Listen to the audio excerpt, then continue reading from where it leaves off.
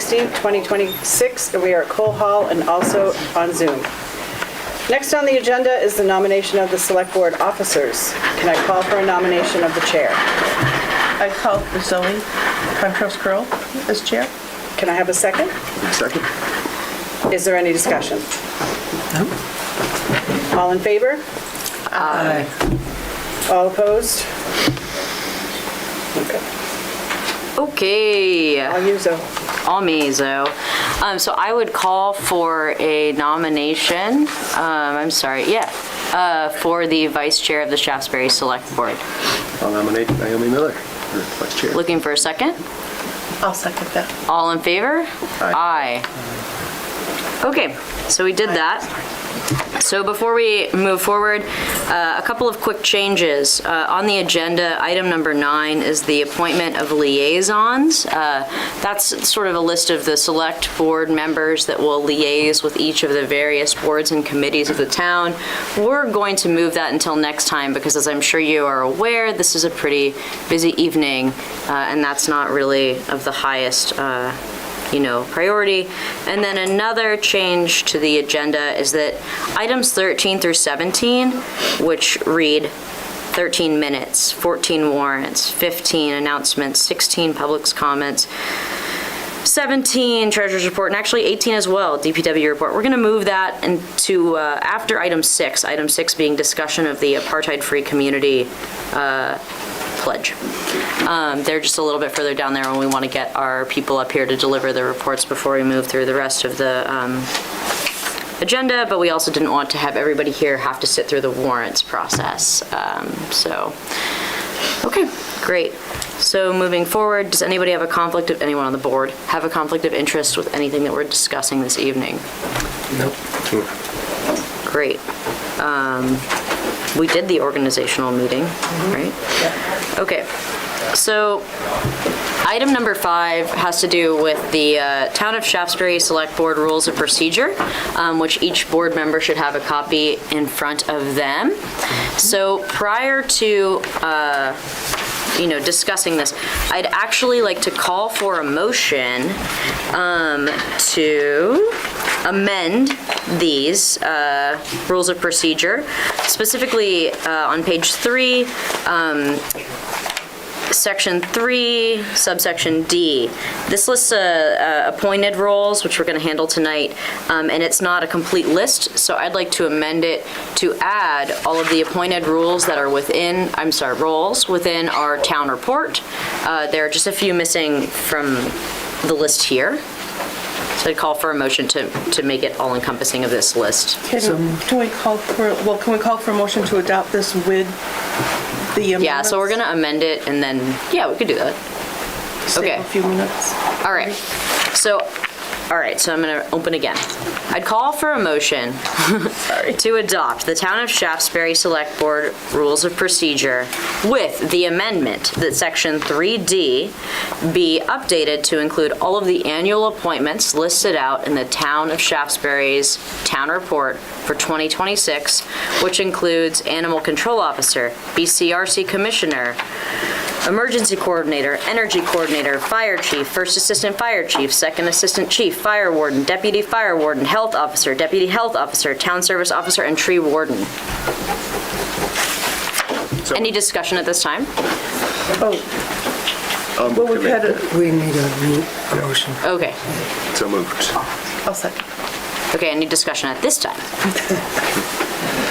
Sounds like a good idea. All in favor? Aye. Aye. Great, so that is item 5. So now we will move into item 6, which is discussion of the apartheid-free community resolution at town meeting. Before we jump in order to facilitate this conversation so that we have, the most productive conversation that we can have, I'm just going to talk for a minute.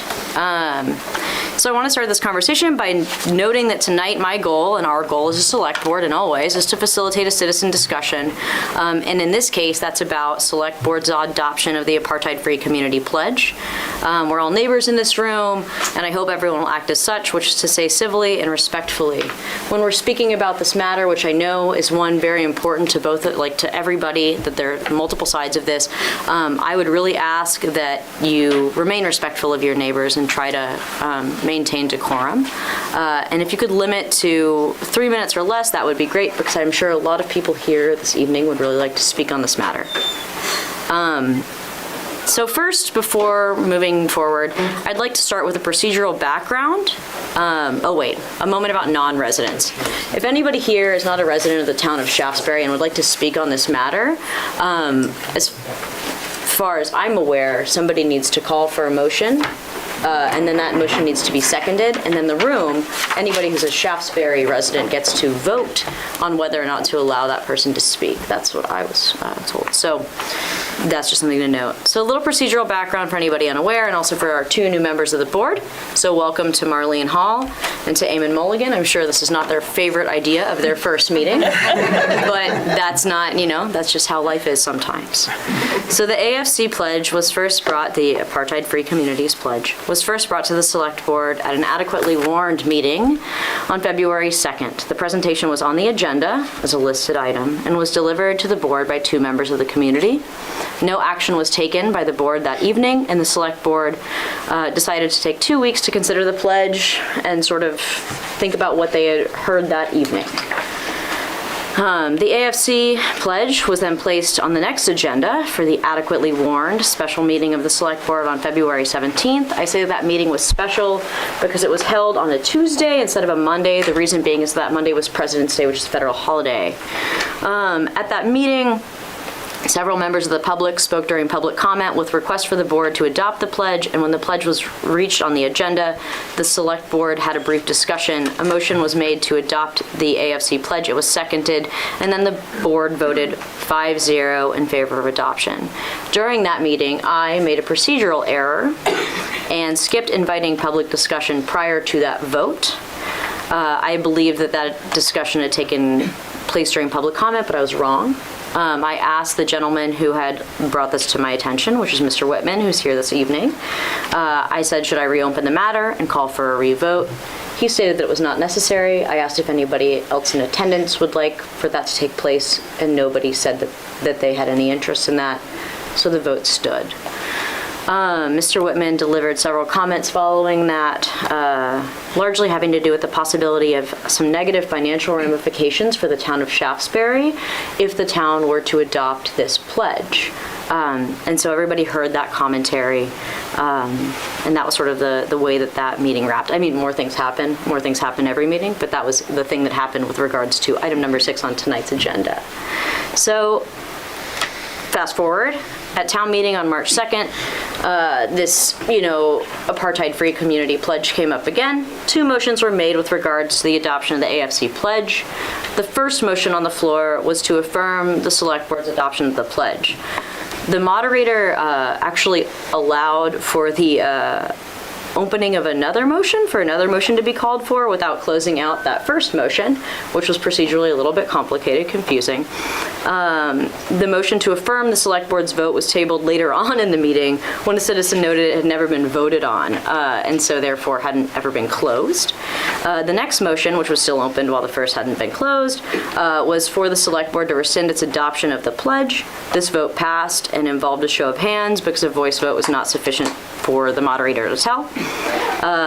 Votes from the floor are considered non-binding advisory votes as per the VLCT and statute, and so they don't really require the Select Board to take any specific action. Tonight we'd like to hear more from the community on this matter. Before I open the floor, I want to clarify that the AFC pledge is non-binding. Following a lot of concern about this from various members of the community, we did some due diligence and we reached out to our town attorney, Merrill Bent, who also serves as the managing director of Wilmington, Campbell, Bent, and Stastny. So here's a statement from your town attorney, assuming you live here. She said, The AFC pledge does not bind the town to any fiscal action. It is aspirational and non-binding and reflects a moral commitment, not a legal commitment. It is intended simply to be an expression of community values and a non-binding commitment to at least contemplate taking action in support of the pledge, for example, shifting investments away from companies associated with the occupation of Palestine. She then noted, it would likely be considered divisive, as it takes a definitive stance on a divisive issue. Okay, so one note before we proceed, I open up the floor. I just keep hearing from everybody that this is not an issue the town should weigh in on, and that the opinions of the Select Board of Shaftsbury, and therefore the Select Board of other towns all across this state, that it doesn't matter and that people shouldn't be weighing in on international matters. So personally, I'm not speaking for the board here, but I'm speaking for myself, I reject that notion like wholeheartedly. I think that the opinions, this is like a thing that you learn where there's like to stop, you cross out I feel and I think and you just actually say the thing. The opinions of well-informed citizens of the most powerful nation on earth, those opinions matter. Those opinions shape the results of elections. Those election results, they drive policy. Those policies drive state policy, and those state policies inevitably drive federal policy. If our opinions don't matter, and when I say our, I mean all of us, then whose do? I think it would be just the wrong message to send, especially like to young people, to say that you can't weigh in on international matters. I think that there's more to be discussed about that, but that's just something that I wanted to say, is that wherever you stand on this issue, I caution the notion that the role of citizenry is limited to the scope of its municipal agenda. Yes, the gravel is expensive. You know, we hear about it all the time. But what we think matters. Once again, while I'd prefer that no action takes place on this evening so that more consideration can be done for this board, especially considering that it has 2 members here, you know, we're hoping to talk about it again on April 6th. And so now I'd like to open the floor for discussion. There's really no motion here.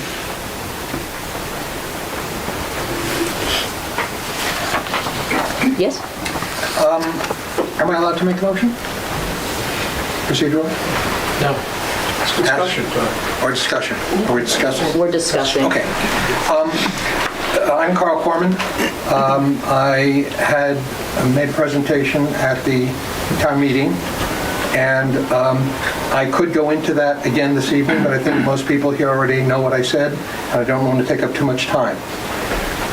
However, there are 2 points that I think are most important. First of all, this is an extraordinarily divisive issue for the town.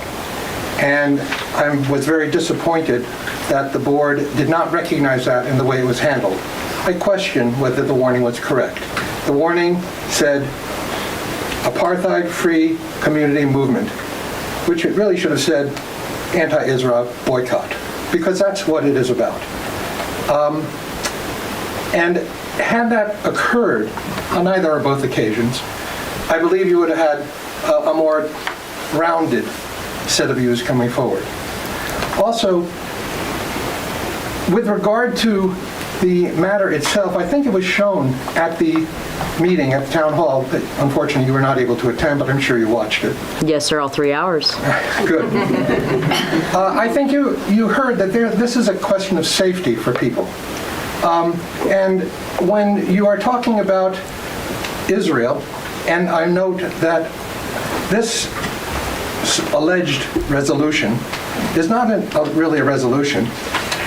It is a political platform. Nothing was changed in that political platform by the board. It accepted everything in it, which calls for action against Israel, which is mentioned, I believe, 7 times, no other nation. And that feels like it is identifying a community and residents of Shaftsbury, like it or not. And that question of identifying Israel relates to the safety of people coming out as Jewish people. Not that something is going to happen to them. I'm not suggesting something will. It is merely a discomfort and an unease when it appears that the Jewish homeland is identified in a way as a genocidal and an apartheid state, which I should note the ADL, Anti-Defamation League, I provided a copy, says it is not. As a result, I'd also like to point out that that fear of simply coming out is backed by evidence in Vermont. And I would like to quote Barbara Steinerman, Vermont Holocaust Memorial House Education Committee. According to the Anti-Defamation League, this is from 2024, 43 reported anti-Semitic incidents were tracked in Vermont in 2023, up from 6 in 2022. That's roughly 617% increase year over year. On a per capita basis, Vermont had the second highest concentration of anti-Semitic incidents after New Jersey. That, I believe, is something that I don't have to read for Jewish people in the community to know. They feel it. They presented it. And for that reason, I believe that this being so divisive and allegedly economically impactful to our town, I was told actually by one of the proponents that this whole idea is to be an economic, have economic impact on Israel. In fact, the town does not pay federal taxes. As a result, whatever we do with our contracting will not impact whatever the federal government does. That number that we once heard from the proponents relates to household payments and taxes. Yes, yeah. Accordingly, that argument should be made to the residents, not the town. And with that, I yield. Okay, thank you. Yes? Hi, Karen Mellinger.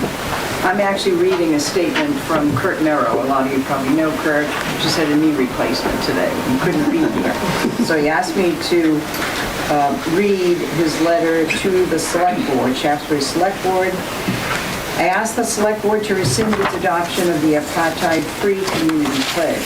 At first glance, it appears to support the Palestinians in their conflict with the Israeli government's actions in Gaza and the West Bank, but it also marginalizes our local Jewish residents who don't necessarily agree with Israel's government actions. In any war, neither side is blameless for inhumane actions. Who has supported Israel's military aggression? Why are we singling out Israel? How about the U.S.'s recent unprovoked attack against Iran? What about the Chinese torture and forced labor of the Uyghurs and the native Tibetan population? Or Saudi Arabia's oppression of Christians in their country? All international abuses are abhorrent, but our town shouldn't single out a single country for its actions. Rather, we should pledge to act locally, to embrace and support our many residents of different cultures and religions. It is only through person-to-person connections that we can hope to achieve peace and harmony. And I completely agree with what Kurt has written. I think I see so many faces around this room that have been so actively involved in opposing the kinds of things that are happening in our country, around the world. And I think for this issue to have come before a local town board, our legislative mothers and fathers, so to speak, I don't believe that it's the place for it, and I think that we're all free to express ourselves and to really work towards the kinds of goals that this particular pledge enumerates in it. But personally, I don't believe that it is the position, should be the position of our local board. That's all I'll say. Thank you.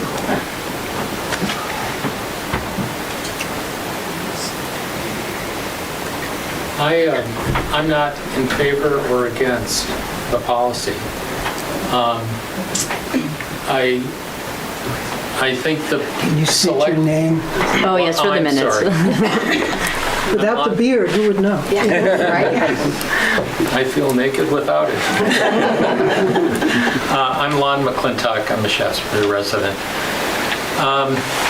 So I'm neither for or against the policy. And I think the role of the Select Board, if it feels that a policy like this is important for the town, for this type of issue, to provide some leadership in providing opportunities for the town to discuss it as town as a whole. And having sat, Zoe, in your chair for a little while, I know nobody shows up. And the people I know who watch it on Cat TV are the people I run into who live in Bennington. So whether you can at a select board meeting engage the community in the way that you would like to, I found it always very frustrating. Town meeting is a better opportunity, not the best, because again, we only have a couple hundred people, maybe 400 or 500 at a really great town meeting. But that's also a difficult thing to do. And I would encourage you, whether you keep the policy or not, to consider a couple of things. One is that individual select board members, you can cast your votes consistent with a policy like this. Because as individuals, you can be guided by your individual moral compasses. So if you think the town has an investment or an opportunity to choose between vendors, and one vendor is somebody you don't approve of because of where they're investing their money, you can put your vote there to say, I'm not going to support this contract with this company because of what they're doing, whether it's they're in the news for the civil rights violations or what have you. You're allowed as individuals to do that. The other thing is, collectively, if you're going to speak on an international issue, to engage the town in that debate, because I think this forum, more than the policy itself, is what's most useful. When I was last year in college, a similar resolution was before many campuses around the country about South Africa. Naomi may remember that. And people were going on strikes and doing cooperative decision-making where they'd only act once everybody in their cell agreed 100%. It was a very novel approach to it, but they convinced Harvard and Dartmouth and other people to disinvest in South Africa.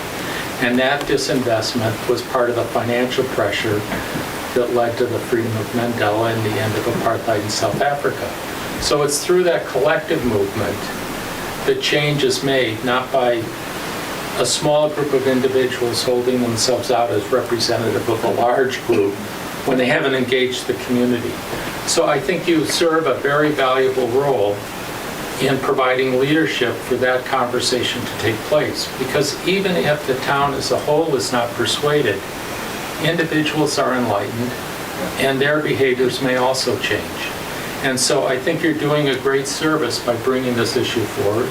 And whether you're on the hot seat or not tonight, or you feel like you're on the hot seat, in my view, you're not, you've created an opportunity for an important discussion.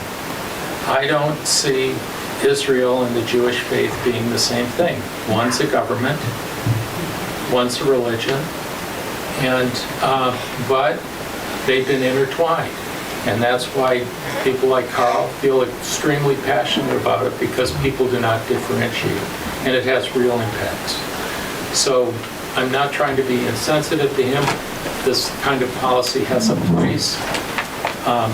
But I would strongly encourage you to use your leadership position to have this conversation happen, regardless of what policy the town does or does not adopt. And lastly, always follow your conscience on these issues. And if you think a company's important, you don't want to do business with them, vote your conscience. Yes, sir. Thank you. I'm going to let somebody right here join. Hi, I'm Paul Natale. I guess I'm a little bit confused here. The town meeting asked the school, the board here to rescind this order. And it's on the agenda as a discussion. So I'm kind of confused as to, from what you were just telling me, that the vote that was taken at the town meeting didn't matter? I'm a little bit confused as that, or did it matter? Would you like me to respond? Yes. Okay, great. So of course it matters. The input of communities always matter. It's just a non-advisory vote, and this is true of any vote that takes place on that, or I'm sorry, an advisory vote and a non-binding vote. So it does matter, but under Vermont So what statute, does that mean with the budget? When we voted on the budget, is that non-binary, that we didn't agree to it, or? no, that's an article that's on the agenda, and that vote is binding. They're different under Vermont statute. Okay, so you're taking what the town had said, majority rule, wanting you to rescind this. I see there's quite a few people here and such, but I'm still kind of confused as to why is it a discussion? You should just take what the people wanted you to do, because you're representing us, is that correct? Yes, sir. Okay, and majority rules as to they don't want to have it, and you're sitting here having another discussion about it, and I'm confused about that. Why are you discussing it? Why aren't you just agreeing to it and just move on with your next agenda? Yes, sir. So I'll respond to that directly. So I'd like to note that one of the things that I think is most important in answering your question is that there was actually a vote on the floor to affirm the pledge as well, and it wasn't voted upon. So since that was It not... was tabled, that is correct. Yes, because the moderator was unable to procedurally follow Robert's rules and call for a vote upon it. He voted on what was necessary at the time, that was tabled, and we were going to vote on if we were going to approve, if we were going to have you rescind it or not. We decided to rescind it. You rescind it, you want to bring it back on the table again, by all means do that. You need to rescind this first. That's what the people here wanted you to do. Are we going to do a little crosstalk here? Okay, go ahead. My name's Ron Murphy. I'm president of Shaftsbury as well. The thing that bothered me most about that meeting was that it was a hostile takeover. At least that's my impression of it. We had somebody from White Creek telling us how Shaftsbury people, how we should think. We had people saying democracy, maybe if it's great, but if it's expensive, I don't want it. And a lot of that overall tone of the meeting really bothered me. And by the time people got done with their agendas, half the town had left. It was not a majority vote because they were so sick of hearing it that they left, thinking that it would, I don't know what they were thinking, I can't suppose that, but if I had left, I would have been thinking, well, they'd all be like I thought, but I just think it was, I don't think it was a majority thing. I didn't think the town spoke that night. And I think that's when you feel that the agenda just swallowed you up and you get upset. And I personally think that if this was not Shaftsbury alone, there are many other towns that did vote for this. And that's democracy. But I think it's unfortunate. Well, it was. If you don't like something Israel does, that does not mean that you're anti-Semitic. Certainly wouldn't for me. I don't like what's going on with the war, but I think that it was enlightening to see the land occupation of Israel, of Jewish Israel and Palestinians, and how it had shrunk so much. It was alarming to me that had happened. And I don't think that's right. But I don't know enough about it to be the expert on it. But I'm just a regular guy that's got a thought feeling. And I just think that, I think it was a hostile takeover of the town meeting. I don't know what other way to put it. And it was very frustrating to me that had happened. So I think it's really good that we are discussing it again. And I'm grateful that you're doing it. And could you state your name one more time just for the minute, sir? No, not after that. Now I'm going to go Okay. bomb my house. No, Ron Murphy. Thank you, Ron. I appreciate it. Yes, sir. Hi, I'm Michael Biddy, and I think that the gentleman over here is confused that the vote that was taken was an advisory vote, and it did not constitute in any means, in my opinion, and I'll tell you why in a second, a majority vote of people of Shaftsbury. It was a majority of the people that were left in the room after a lot of hectoring and confusing motions and confusing things going on. If you recall, a year ago, I brought up a resolution as an advisory, okay? Knowing it was it's a non-binding resolution that was passed unanimously without a single no vote. That we should, and I'm sure you're all aware of that now, we should cut off any funding, any military aid to Israel as long as they're engaged in a genocide in Palestine. And the UN has proven to my satisfaction that they are engaging, Israel, the government is engaging in a genocide in Palestine. Well, guess what? You can add, you can add Lebanon at the same time. Now they're trying to Gaza Lebanon. So what was voted on did not get voted on by a large number of people. I was leaving in disgust because the meeting had gotten out of control. Nobody really knew what was going on. It was time to go home and eat dinner. Anyway, I just think that we should clarify that what was asked for was merely an advisory of a few people. It was very clearly not a majority of the townspeople that had been at the meeting to begin with. It was the people that were left over who were passionate. And passion is good, but it has to be placed properly in perspective. Thank you. Thank you, sir. May I answer him for a second? So procedurally, you cannot, no. Oh, okay.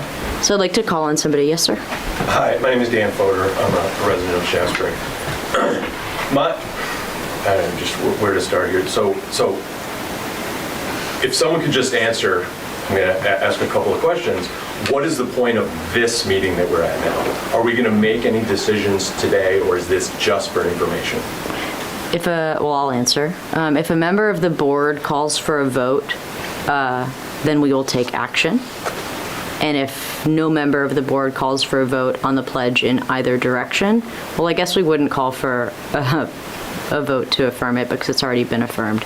But if a vote was called by any member of this 5-person board to rescind the adoption of the apartheid-free community pledge, we would vote upon it. That's the instance in which an action would take place tonight. Outside of that, we thought that following the actions that took place or the discussion that took place on March 2nd, it might be good to invite everybody back into the room. And so that was the value that we sort of saw here as a select board, was to sort of further that conversation, because by the end of that 3 hours, which is the time at which that vote took place, that room had substantially emptied out. And a lot of people reached out following that moment and said, well, I would have stayed. And so as a leadership board for this community, it seemed as though if that was the opinion of several people within the town, it really did make sense to open it back up again. Okay, so I mean, my understanding was that this anti-apartheid statement was made, it was a very small amount of people that debated this issue. And it seemed to have gotten passed unanimously. Okay, we didn't think this was a big deal. We're sort of learning now, after the fact, that this is a much bigger issue for the town. I would argue, as a working professional, that town meeting is not representative either. Yeah, of course. Town meeting is from 300 years ago when you were a farmer and everyone was there. It's 1/10 of the population, if that.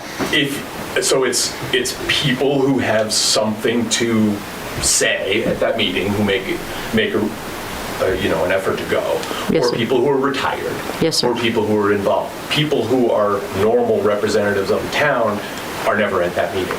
So again, that's not representative. So we can debate all of these things about what issue that's thousands of miles away should we chime in on as a town. Let's talk about Iran. Can we have a meeting about that as well? Can we talk about the Chinese? Can we talk about South America? Can we talk about things that happened in the 50s?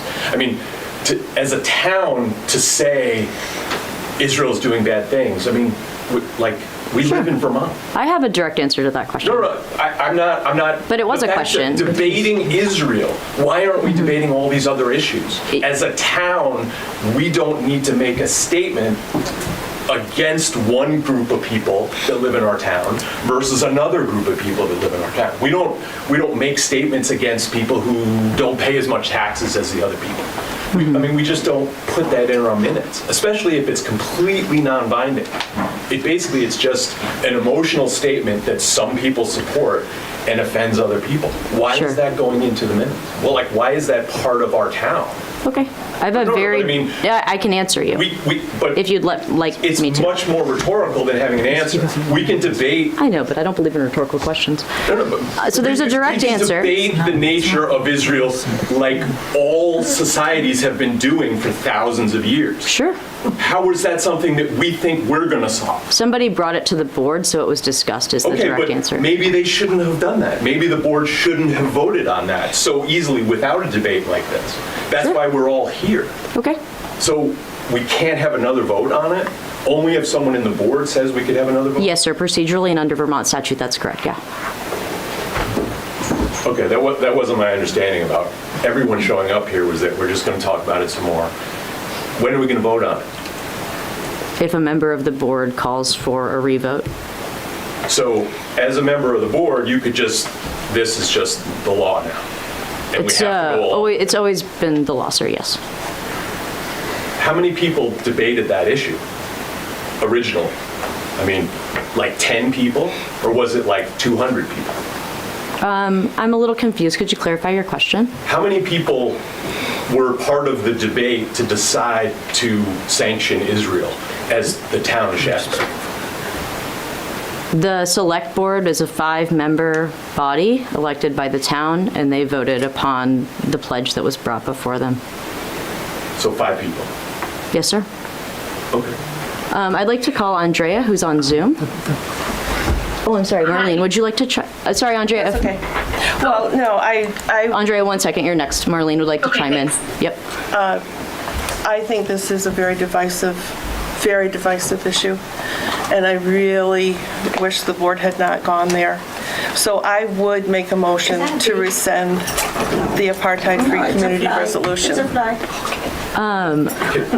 Could you say that again? She was having an issue with the flag, so a lot of people didn't. Should I allow? I am making a motion to rescind the adoption of the anti-apartheid community. Can I ask a question of Mr. McClintock?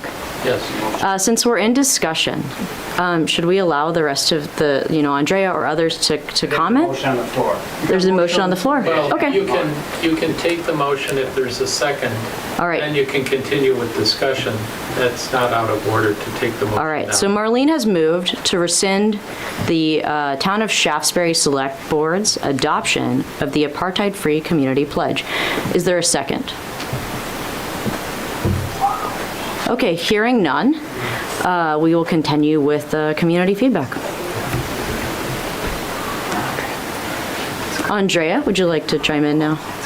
Yes, please. Hi, everybody. My name is Andrea Baki. I'm the former Energy Committee Chair and a former member of the Economic Development Committee. I'm also a person with a disability. I actually have 2 disabilities. They are invisible, but as we know, disabilities can be visible or invisible. I just want to say that as a person with a disability and a Vermonter, currently right now in Vermont, throughout many states many towns in the state, Vermonters with disabilities that attend town meeting on Zoom cannot vote. So our voting rights are not supported in the state of Vermont and not in Shaftsbury currently at the moment because Vermont law states that there can't be, what I understand this to be, is that we cannot vote on Zoom. So that means I didn't get to vote. People in the room in person voted, Not only do I have a disability, but right now I'm trying to pass a kidney stone, so that's a whole separate issue, and I would have loved to have been there in person. But as a person with a disability and a disability advocate and the chair of the State Rehabilitation Council, which partners with Higher Ability Vermont, which helps Vermonters with disabilities find work, I'm really concerned that I wasn't able to vote on an issue, any issue, at town meeting because I have a disability. To me, that feels very discriminatory. And I am working with a coalition called Rev Vermont, Rev Up VT. It's register, I forget the acronym.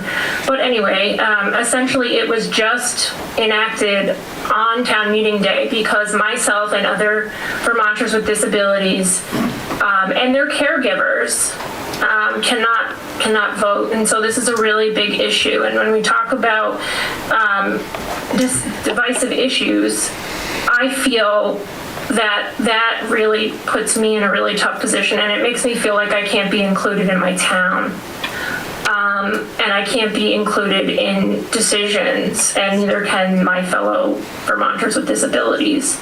So I would like to bring that up, and just to let you all know that, you know, there are many of us, whether we can't make it out of the house for a disability, or we're a caregiver, or, you know, we're one accident away from having a disability.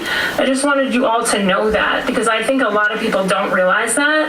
And I know that Shaftsbury has an inclusivity statement, and I'd really love to work with Shaftsbury and Rev VT to make it possible and to change the law. The law needs to be changed, because if we can't exercise our voting rights and I can't participate in town meeting, that feels unfair to me. Absolutely. Thank you for bringing that to us, and I know that comes from a place of such seriousness, and I appreciate you talking about that this evening, and I understand that falls under state law and that there's nothing we can do in this moment to help you. Yeah. But I do really encourage, and I actually am not sure that it's something that the select board can help you with because of our limited scope, but I do really recommend that you reach out to our representatives, because I think that what you're saying is 100% valid. I think that that's something that should be addressed on the state level, and that the first place to start would probably be reaching out. Oh, I'm sorry, there's someone in the audience who might be able to answer, please. Oh, no. Oh, she's next. Okay. She's next. and She's then next, somebody okay. else. But yeah, I'd recommend reaching out to your representatives. I know that everyone says that. It's like annoying. You get a million emails saying, call your representatives. But I think, as you well know, and your coalition knows, that is the way to move forward. I wish, on a personal level, because we can all say things that we feel, that we were able to allow people to vote if there was some way to confirm who they were, and because I'm sure that there are reasons, right, why I don't think that such a policy would be put in place without some sort of reasoning. But I agree that every member of our town should be able to vote at town meeting, and I do hope that we will see progress in the years to come, and I do believe that there's been a tremendous amount of success in disability advocacy over the past 15 years, and I hope that this is a change that we see in the future, and I appreciate you for putting in the work with others to help move that forward. So thank you, and thank you for voicing your concerns. Yeah, thank you for allowing me to voice my opinion. Yeah, there has been a lot of progress in disability advocacy, but it still has a long way to go. And being understood and that we matter too is really important. Great. Because there's a lot of people in the disability community that don't feel like they matter, and I think this is a huge problem. Thank you so much, Andrea. I'm sorry, I do really appreciate everything that you're saying, but we are trying to keep it to the 3 minutes a person, as this is a big meeting. And so I appreciate it very much, and also would love to hear more from you, and if there's any way that we can assist you, please send an email, and I really appreciate your time. And now I'm going to call, yes, Diana. Diana Ivy. I am Yes, a ma'am. resident of Shaftsbury. Yes, ma'am. I really appreciate being here with other residents of Shaftsbury to have the conversation. Andrea, I also have an invisible disability, so I feel what you're saying there. I want to first refer to Mr. Klintock's comment in terms of I appreciate that Israel and Judaism are two separate things, but I don't think everybody views it that way. And so it becomes confusing because it becomes muddled. And building off of, I'm sorry, the first gentleman who spoke, I don't remember. Carl Corman. I appreciate the statistics of the targeting of Jewish people over, since, what is it, 2023? Was that the 2023, statistic? 2024. And I can even say in our middle school here that our Shaftsbury residents go to, the swastikas that have been put up on teachers' boards that have been in the bathrooms. So it exists here. And for me, the most important thing, whether or not I believe that what Israel has done with Palestine is reprehensible or not, doesn't matter what I believe. I am talking about targeting of people. What you read, Ms. Mellinger, is that correct?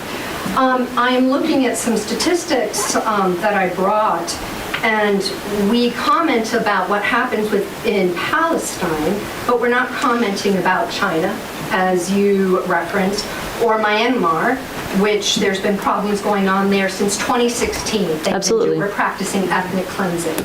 If we're talking about the Sudan, 2023. If we're talking about Burkina Faso, 2019. If we talk about Pakistan in 2001, or Nigeria in 2009 and 2010, Ethiopia in 2020 and 2015, Iraq since 2003. Syria since 2012, in the Philippines since 2016, in Somalia since 2007. And I could go on, but we're only talking about one country and one group of people that most, I don't want to speak for everybody, many people equate the state of Israel with Judaism. And by making a comment about one single country, why aren't we commenting about others? That's my concern. Absolutely. Thank you so much. Yes? I would respond. Will you state your name? Oh, sorry. My name is Stephanie McGowan. I'm a resident of Shaftsbury. I think for me the difference would be, and I don't necessarily have similar, I don't have a strong feeling on either end. I have feelings about both. I think the difference is that right now we see a lot of economic backing toward Israel, and we don't see that same economic backing toward Burkina Faso and Myanmar. So, and the difference is that this is there is a financial component to this that's a very strong understanding. I went to Brown University. We had a vote about this over a year ago. It was a very big deal for many of the universities about divesting from organizations that are supporting Israel, again, because it has a lot to do with where your money is going, and your money is supporting atrocities. And so I think that's why my understanding would be, I hate to say you're targeting one country, but I think when you're thinking about these kinds of statements, you're doing it because you feel like there's a reason you have to do it, and the reason is the money, and that money isn't being put into those other conflicts and countries in the same way. There were two people back there. Mr. Whitman? Yes, Arthur Whitman, I'm a resident of Shaftsbury. Madam Chairperson, would you agree that you did not follow Robert's rules of order when you presented the vote on the 17th for the resolution? Oh, I think you were a little bit late. I can read that part of my presentation out loud. I heard it. Oh, okay. But you agreed that you did not follow Robert's rules, that you did not ask for discussion before the vote. Is that not right? That's correct, yes, sir. Okay. Then I think we could say that because you did not follow proper procedure, maybe the vote is null and void. I would personally disagree. Can I offer a point of order on that? Yes, sir. Yeah, that's not correct. The chair is almost entirely at liberty to control the discussion in a meeting such as this, as he or she sees fit. To allow the public to comment during, at one point in the meeting is pretty well accepted as procedure, but you're not required by Robert's Rules of Order to allow the public participate in discussion of a motion on the table with the select board. The only people you're required to allow to discuss that with is the other members of the board. So there's not a Robert's Rules of Order violation by not allowing the public to speak while the board is debating a motion. That's up to the chair. And that's the grounds under which I was going to disagree, Mr. Whitman. Because we were looking at it today. Ms. Winslow, did you have your hand up? Yeah, I did. I'm one of the culprits in bringing this forward. I can't hear you up here. I said I'm one of the culprits in bringing this forward to the board in the first place. I am not without a great deal of empathy to racism and bigotry, and I'm not without a great deal of empathy to the people in this town. And I really like the idea of maybe turning this into a policy of having financial purchases based on maybe humanitarian or human rights and environmental values for this town if we do rescind the apartheid-free communities pledge. But the purpose of this pledge is not to create divisiveness. I see it as a humanitarian pledge, a humanitarian push to change the world, and changing the world always feels really uncomfortable. If anybody remembers the civil unions change in this state, everybody hated one another. Remember the sign on Route 7? Christ, horrible. That felt horrible. Politicians hated coming door to door because people pissed all over them. It was horrible. It felt terrible. This is the same feeling, and this is like what it felt like when that all started. I mean, you can even say plastic bags. That was horrible. Taking plastic bags, getting rid of those. That felt horrible too. Not like this. That's sort of blue on it. But this is the same feeling. It's that, oh my God, it tears at our core values. And I'm sorry about that. Like, I hate making people feel that way. But I also know people in Palestine. And I know what they're going through. And this has to change for them. This is a horrible life for them. And I don't know how else to do it. We have got to start thinking about how this affects them. I'm so sorry for people in Israel. Like, I feel terrible for them too. I feel terrible for them. We have friends in Israel that are actually battling the government right now. And this is awful for them. It's awful for our friends who are Palestinian who live in Israel. It's awful for them when they've got children in Israel and children who are in the West Bank and children in Gaza. It is horrible for them. It is horrible for the ones that live in Lebanon and can't get back to their families in Palestine. It is horrible for them when they live in Canada and they can't get back to Gaza. It is horrible for them. We have to figure out how to stop this. And our one tool is our money. That's our one tool. That and our military. And we can't bomb them. We're not going to bomb them, obviously. I don't want them to be bombed. But we've got money. And That's all we've votes. got. And votes. And votes. Thank you. And for the minutes, because I just know it's so hard and this is a long one and it's wise, that was Grace Winslow. I'm going to call on... Naomi. Oh, I'm sorry. I'm going to call... So because it's really hard to prioritize the Zoom members, I'm going to call on... who is it? Naomi Bindman. Naomi Bindman. And then I will continue with the crowd. Whoops. Okay. Hi. So well, first of all, thank you, Grace. That was really eloquent. There are a couple of comments that I want to speak to. The first is the statement was made both at town meeting and tonight that the Jewish community will be unsafe as a result of this. I'm Jewish. I've spoken before from a position as a Jew. To have somebody who wasn't even a member of our community, not even a member of our state, telling us that he had to speak because people in the community felt unsafe, I took as deeply offensive. Who are they afraid of? We who stand out on the corner with our signs for peace and justice. The word unease was also mentioned. You can have your own unease. That doesn't mean that a pledge for the dignity of all people is somehow making you unsafe.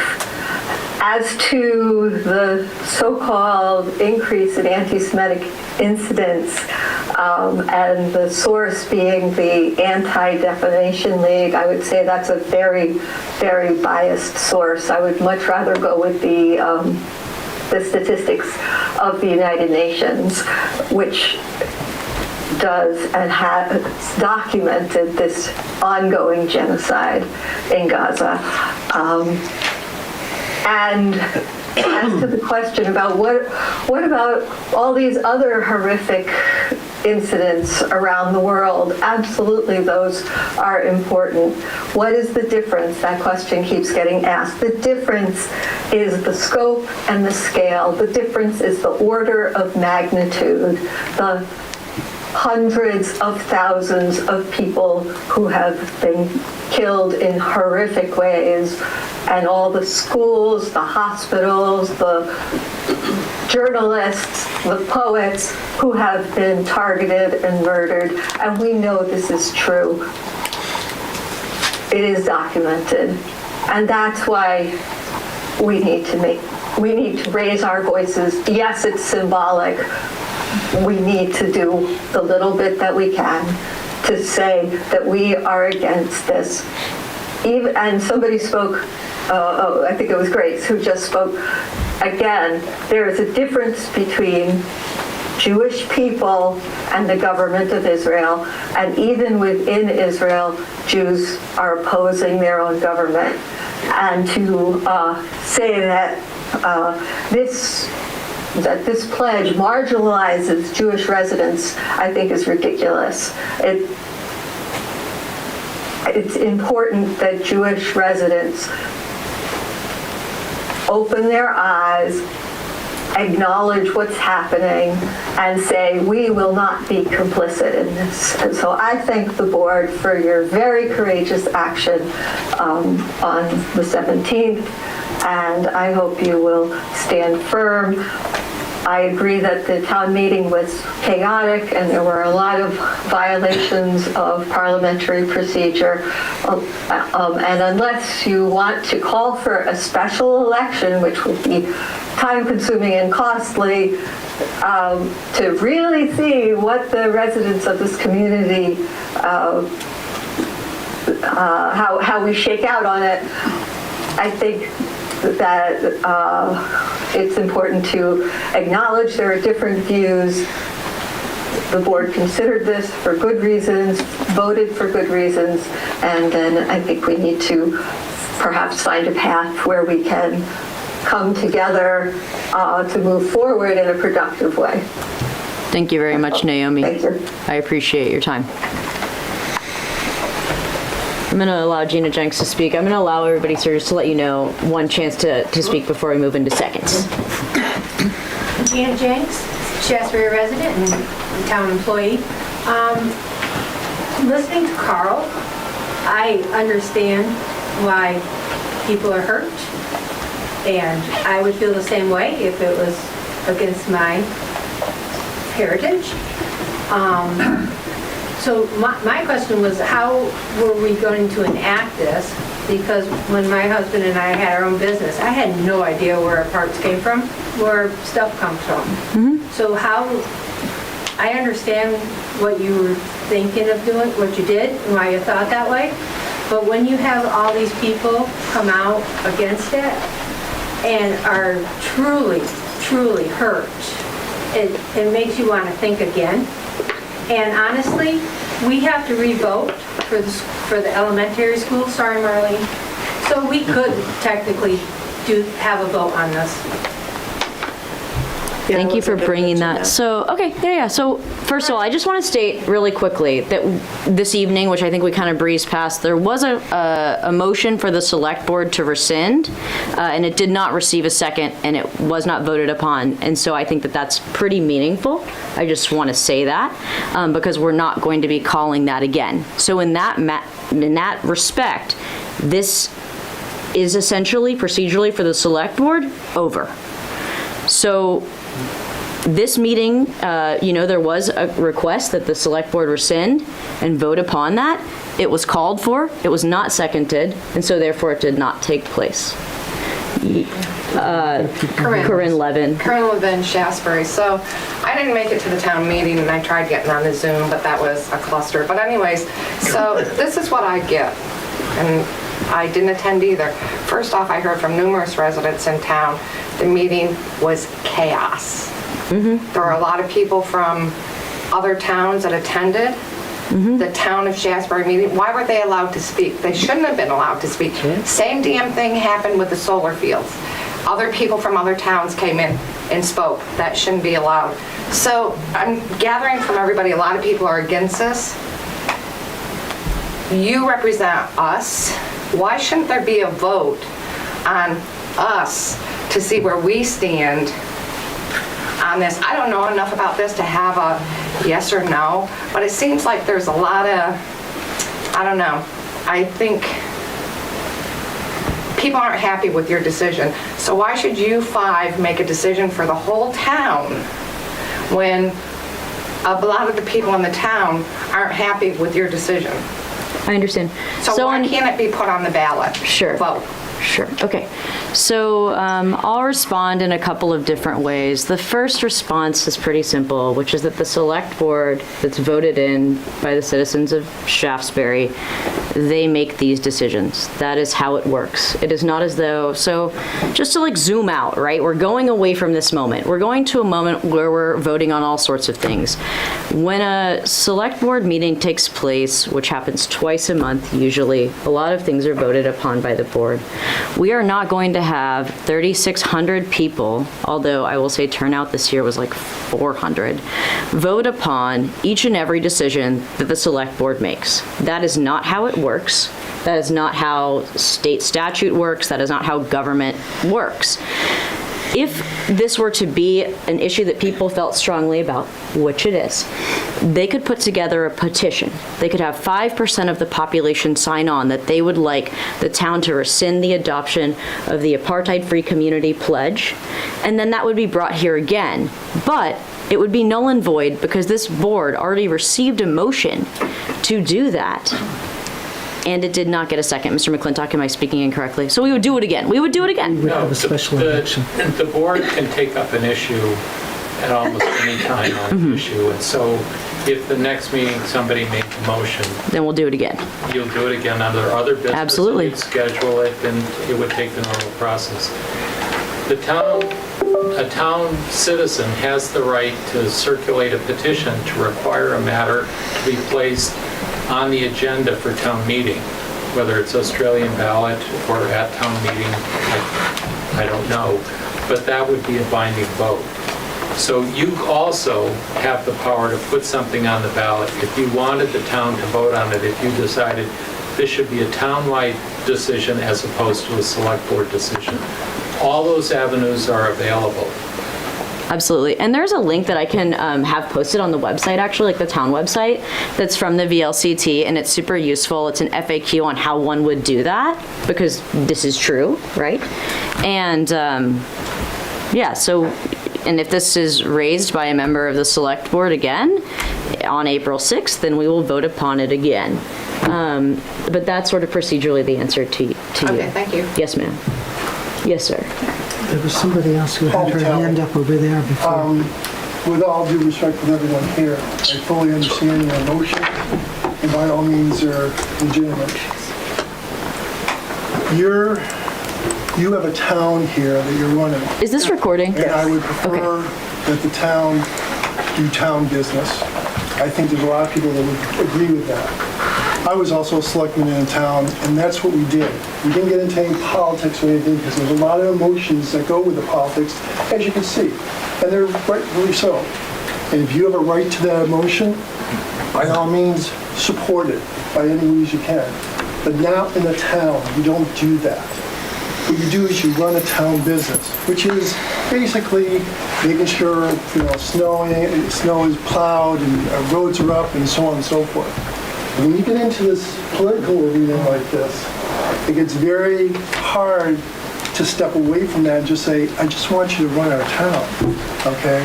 Which is making sure that we're safe in our town, making sure that we have roads and so on and so forth. If you have personal feelings about how the world's going, by all means, do what you want to do, but not when it comes to town business. And I think that's where hopefully your newcomers that have come on the board will understand that, and maybe possibly persuade the rest of you to understand that all we want you to do is just to run the town. Do not get into any politics here. We don't want to be there, okay? Just run the town, okay? Thank So I'm you. hoping that from the information that was given, maybe we can bring this back, maybe we can have you rescind it forever, and then we can move on and be able to have wonderful town meetings that we have. Maybe more people will come. Sure. And I just want to make one quick note on that, which is, I know you all heard it a million times, this is not something that the board brought in front of itself. This is not a personal statement that I'm not a part of that organization or that movement. Never said that. All So I this said was came to us, town business. and that's sort of how that took place. Who makes the decision? What There are is the people purview who of the have town? not spoken yet. There are people who haven't spoken I yet, understand that, who want but to speak, we're- and like, the issue is not about people Israel, need it's to about be able to all what is the speak. purview of the town. You could open that up to anything that happens in the universe, that the town should should take a position on that.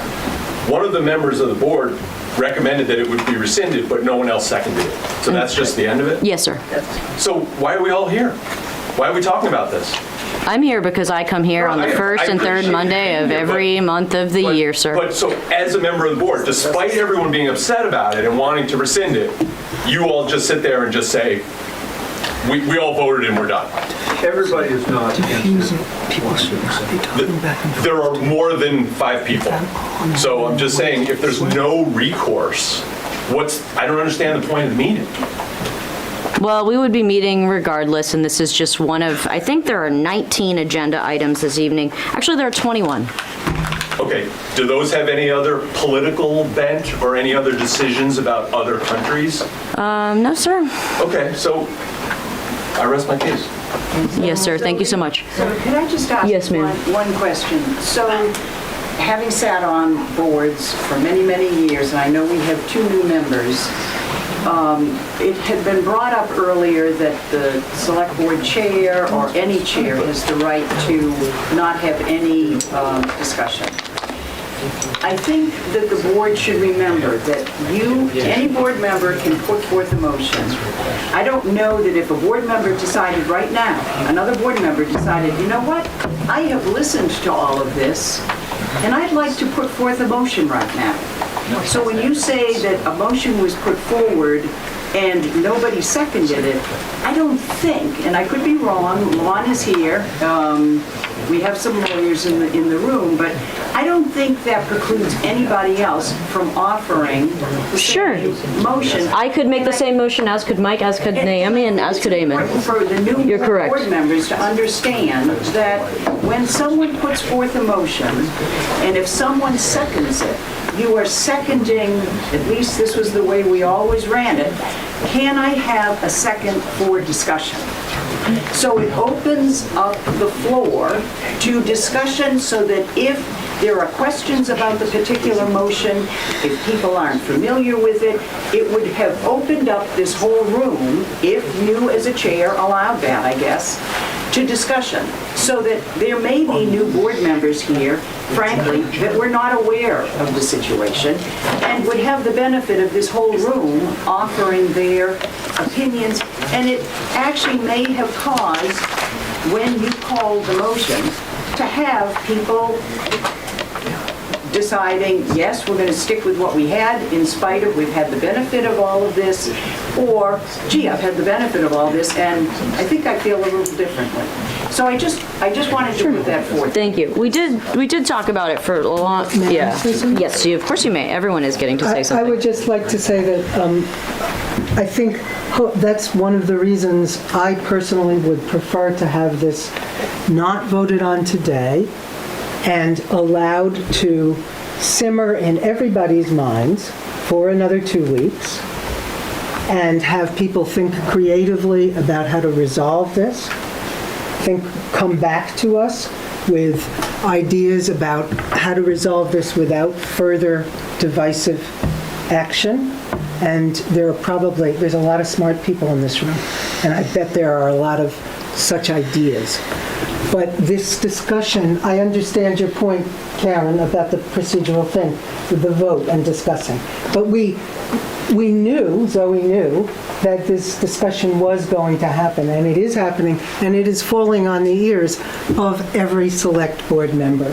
And we will be here again in 2 weeks. And it did fall So upon those nothing ears for like I actually think 40 minutes before Marlene called for a motion to rescind.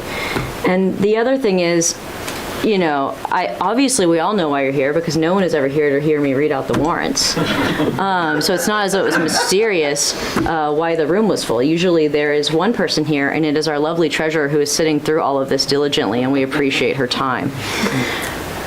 But I just really want to say that there are people who haven't spoken once yet and should be allowed to speak before anybody else speaks a second time. Can people agree on that? Yes. Okay, thank you. So I know that there was somebody in a white sweater over there who's had her hand up for a long time. My name is Susie Yuck, and I appreciate the discussion tonight. I think we're all learning a lot about how we feel about this community, about world issues, community issues, political issues, and what's happening in the Middle East and in Israel is tragic, and it's horrible, and it's horrifying. And I am Jewish, and I belong to the congregation here. My family's synagogue in West Bloomfield, Michigan was attacked last Thursday. My cousin's son was in preschool during that attack. So this hits very close to home to me. You can talk about the separation of Israeli policies and Jews, and I can too as a Jew, but a lot of people can't. And there is a rise in anti-Semitism, and it's happened at really horrible times. The governor of Pennsylvania on Passover last year, his house was torched during a Seder. In London, on Yom Kippur, the holiest day in the Jewish calendar, there was an attack in London. Bondi Beach in Australia, while people are freely celebrating Hanukkah, a synagogue in Jackson, Mississippi was set on fire that was supportive of families in the entire South.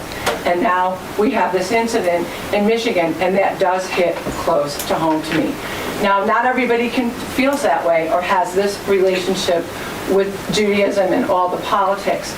And I feel that I respect and I appreciate everything that the Select Board does to make us a better town. There are lots of organizations and ways for people to get involved, with Palestinians, with Jews, with Iranians, with Muslims and Arabs. There's a multicultural, a diverse cultural of people living in Israel. And to boycott that country impacts a lot of people. And the other thing I want to say is, Saturday I was in the synagogue in a study group. And there were about a half a dozen people. We were having a study group. And some man just walks in off the street, introduces himself from the Baptist church and said, I'm so-and-so, and I can carry a gun, and if you want some help here, I'm happy to come and help you out. And it was a bizarre thing because, I think his intentions were, I'll protect you, do you want security, I'm here. But you don't know who's walking in your doors, and with this heightened sense of anti-Semitism, it's really interwoven, and not everybody understands it. And, we thanked him we acknowledged him and thanked him, and we gave him an answer on how to address it, and he left. But we were all sitting there like, wow, what if he was some crazy guy now we have to lock our doors. My kids grew up here. We would walk in and out of the synagogue freely. The doors are locked. On the holidays, there's security there. I'm glad that they're there. And this is the world that we live in, so I just have to adapt to it. But all that being said is, we have so much that we can offer and learn from each other and find ways and have a path forward. But I think that attaching this to the town in a way just doesn't speak for everybody, and if people want to work individually in community to resolve their issues and listen to each other, neighbor to neighbor, let's do that. But I feel like it's really painful for those of us that don't want this resolution to be part of our town. Thank you.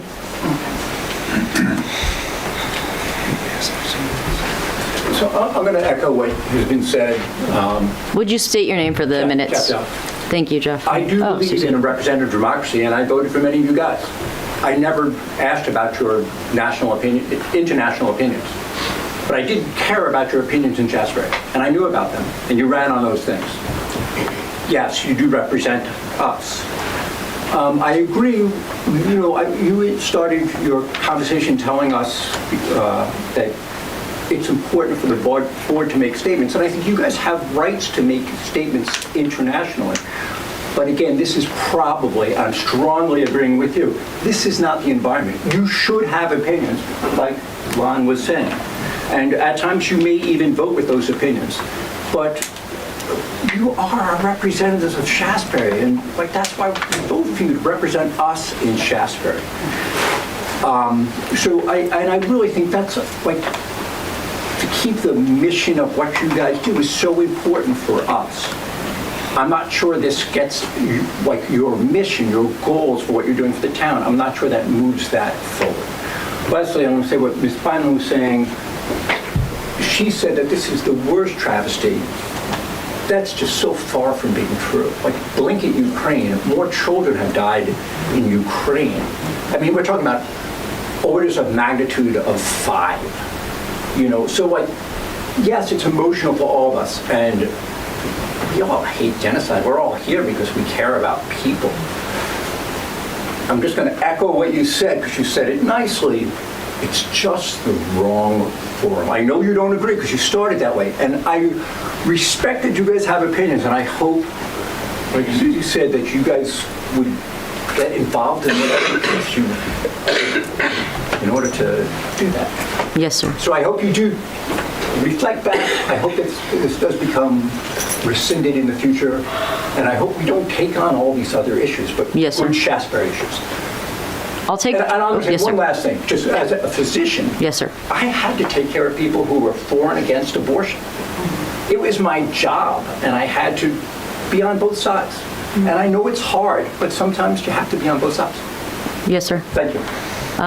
Only one comment about that, which is prior to my time on the select board, there was, although it did not involve a financial component, before this board came I don't know, this current thing was a pledge. I don't know what the thing was because I wasn't on the board, but a petition or a resolution to condemn the actions of Russia and Ukraine.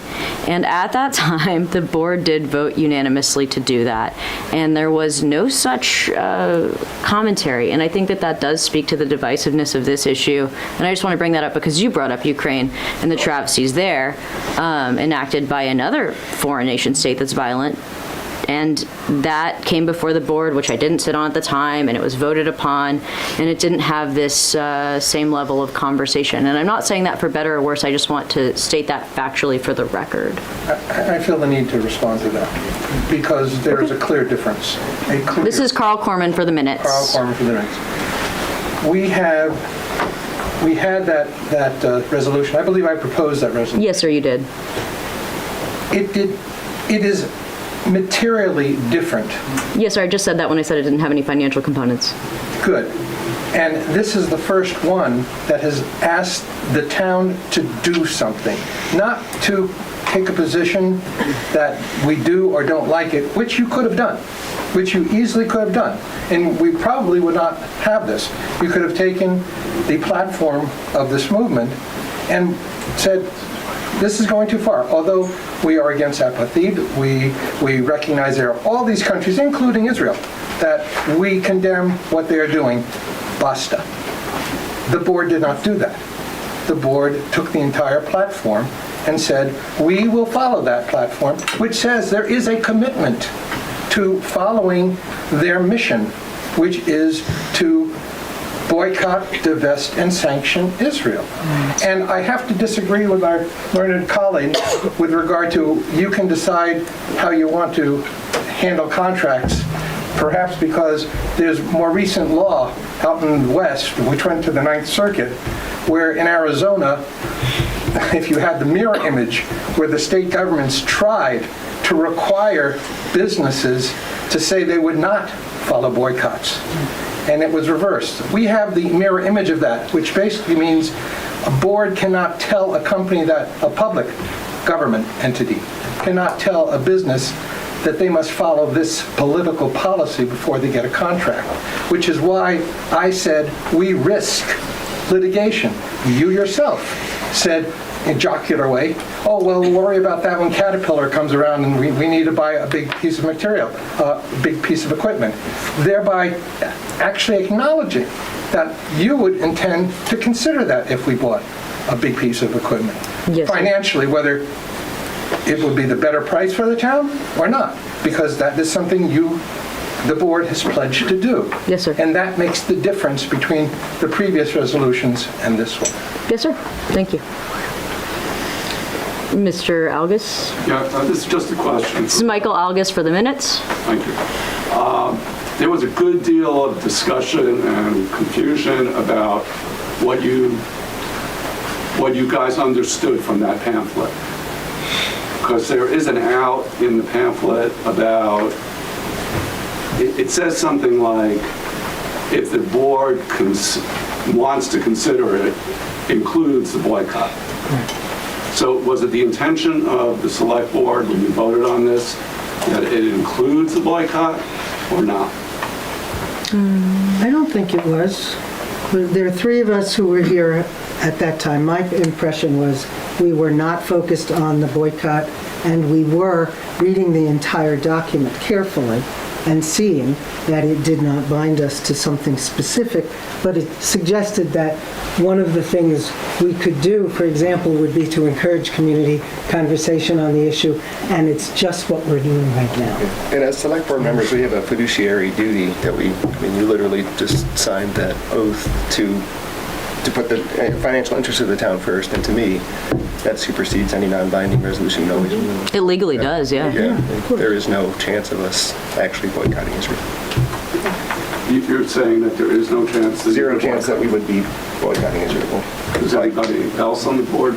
Yes, sir, we have to act in the best financial interest of the town legally, and so we can make decisions. If something is the exact same price, we can make those decisions for a million reasons. It might be because one of the members of the team says, you know what, I actually heard that this dump body, which is a term that I learned in this office, which is the dump truck part of a dump truck, that some of them rust out faster than other ones. And so when a member of our team from our DPW says, hey, this one actually only lasts like 15 years and this one lasts 20, I recommend that.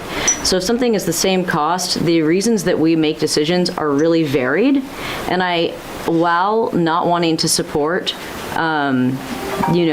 spending that maybe is questionable, could be one of those considerations, it would not be at the top of the list. So from the BDS standpoint, which is not dissolve, it's divest, it's not something we're bound to. I think that that's part of why I think that this is more in keeping with the Ukraine moment, is that this seemed to the board to be at the moment, and once again, there are two people here who I cannot speak for, nor can I speak for anyone but myself, to be in keeping with previous decisions with regards to, saying what Russia is doing is wrong. And this is a nuanced issue, but there are a lot of people who disagree with that statement as well. There just don't happen to be a ton of them living in this town. Diana.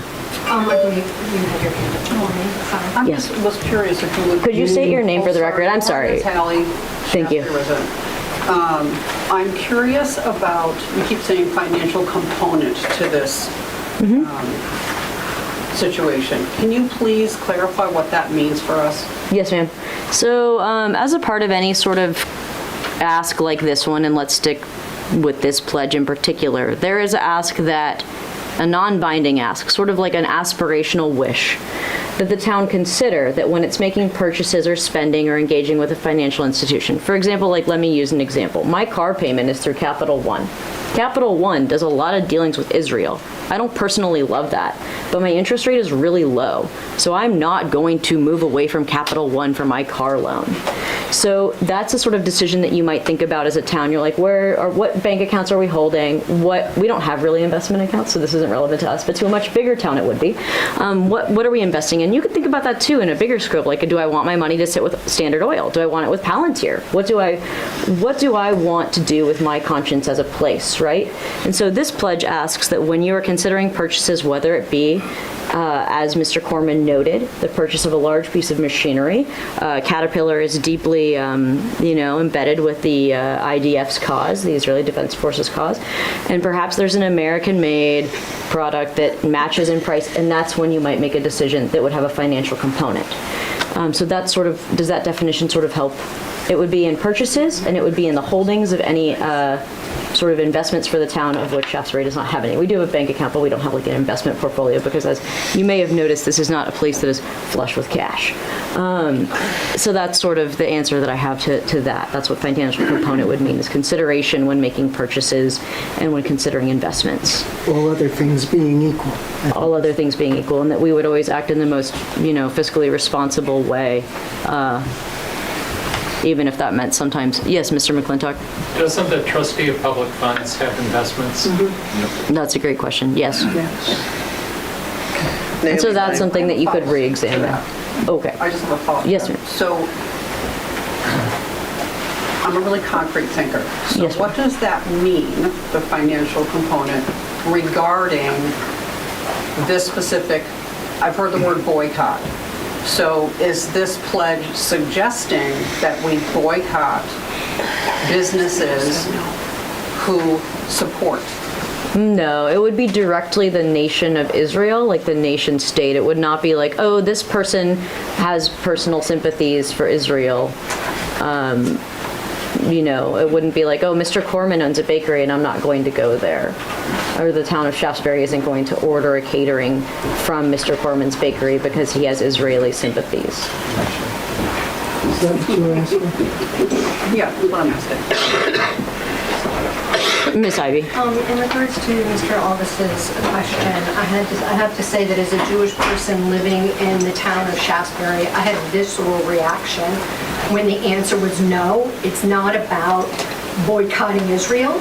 If it isn't, then what is it about? Is it about saying that, again, whether I like it or not, Jews and Israel being equal, it automatically made me feel as if the select board here isn't supporting me as a Jew in this town. I know that wasn't your intent, but that's, I literally had a reaction, and I feel like I have to express that here. Thank you for sharing. I think it was really about the apartheid element of what is happening in Israel as opposed to anything else. Yeah, may I just answer as the only Jew on the board? I have a very visceral reaction when I hear about Israeli military killing, right? Murder, genocide, whatever you want to call it, it's killing. And as I understand this pledge, it was about saying we shouldn't be a party to that. Not about Israel, but about Israel's military actions in Gaza.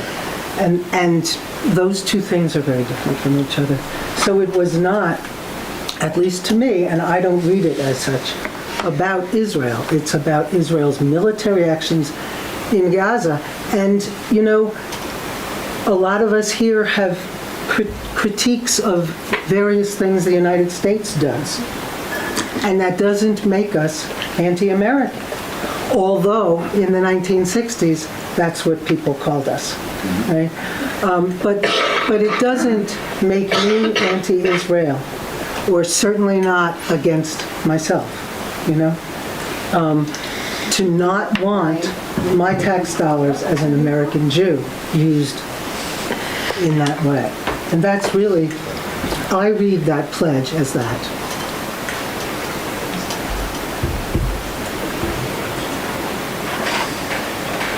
Have you done two? She's only done one. I'm literally asking for a reason. I'm trying to go one, two, I just wanted to, if I may, I just want to read something because it's relevant to the... Yes, sir. About when you were just asked the question. Yes, sir. What is this against contractors or is this against Israel? I believe you said... She asked what the financial component is. That's the direct ask. And I wanted to just quote that Naomi asked at the first meeting to Mr. Jorgensen, if you could talk a little bit more about what the specific actions you're recommending municipalities take, correct? And he responded, was state governments to quote, are to look at how they're investing municipal tax dollars, their banking, investments, purchases. He went on to say, so on a local level, it's looking at, well, what do we buy to care for our roads so well? To the extent that we bank or invest our monies, we'd look at what banks we're investing in, where our money is. The divestment is seen as an economic tool to make change. And then Ms. Winslow later said, it's something, when you start boycotting and sanctioning, it's something you don't have to do like everything all at once. You do things a little by little, and then you realize, okay, well, this week I'm not going to do that. So my point for reading that is, there was no questioning of that, those comments of what they were asking the board to do. No one said, I don't know if we should do that. There was a suggestion that it should maybe go to the town meeting, which is how the meeting was left, and how I left it when I read it, and then we found out 2 weeks later, no, the town decided to vote on it, not take it to the town meeting. So my point being in reading this again is, this is what you asked, this is what you were told, you did not question that is what you would do. We read the rest of the document while he was speaking, and the rest of the document was what we posted on the website and what we signed on to. So he chose to talk about a piece that he chose to talk about.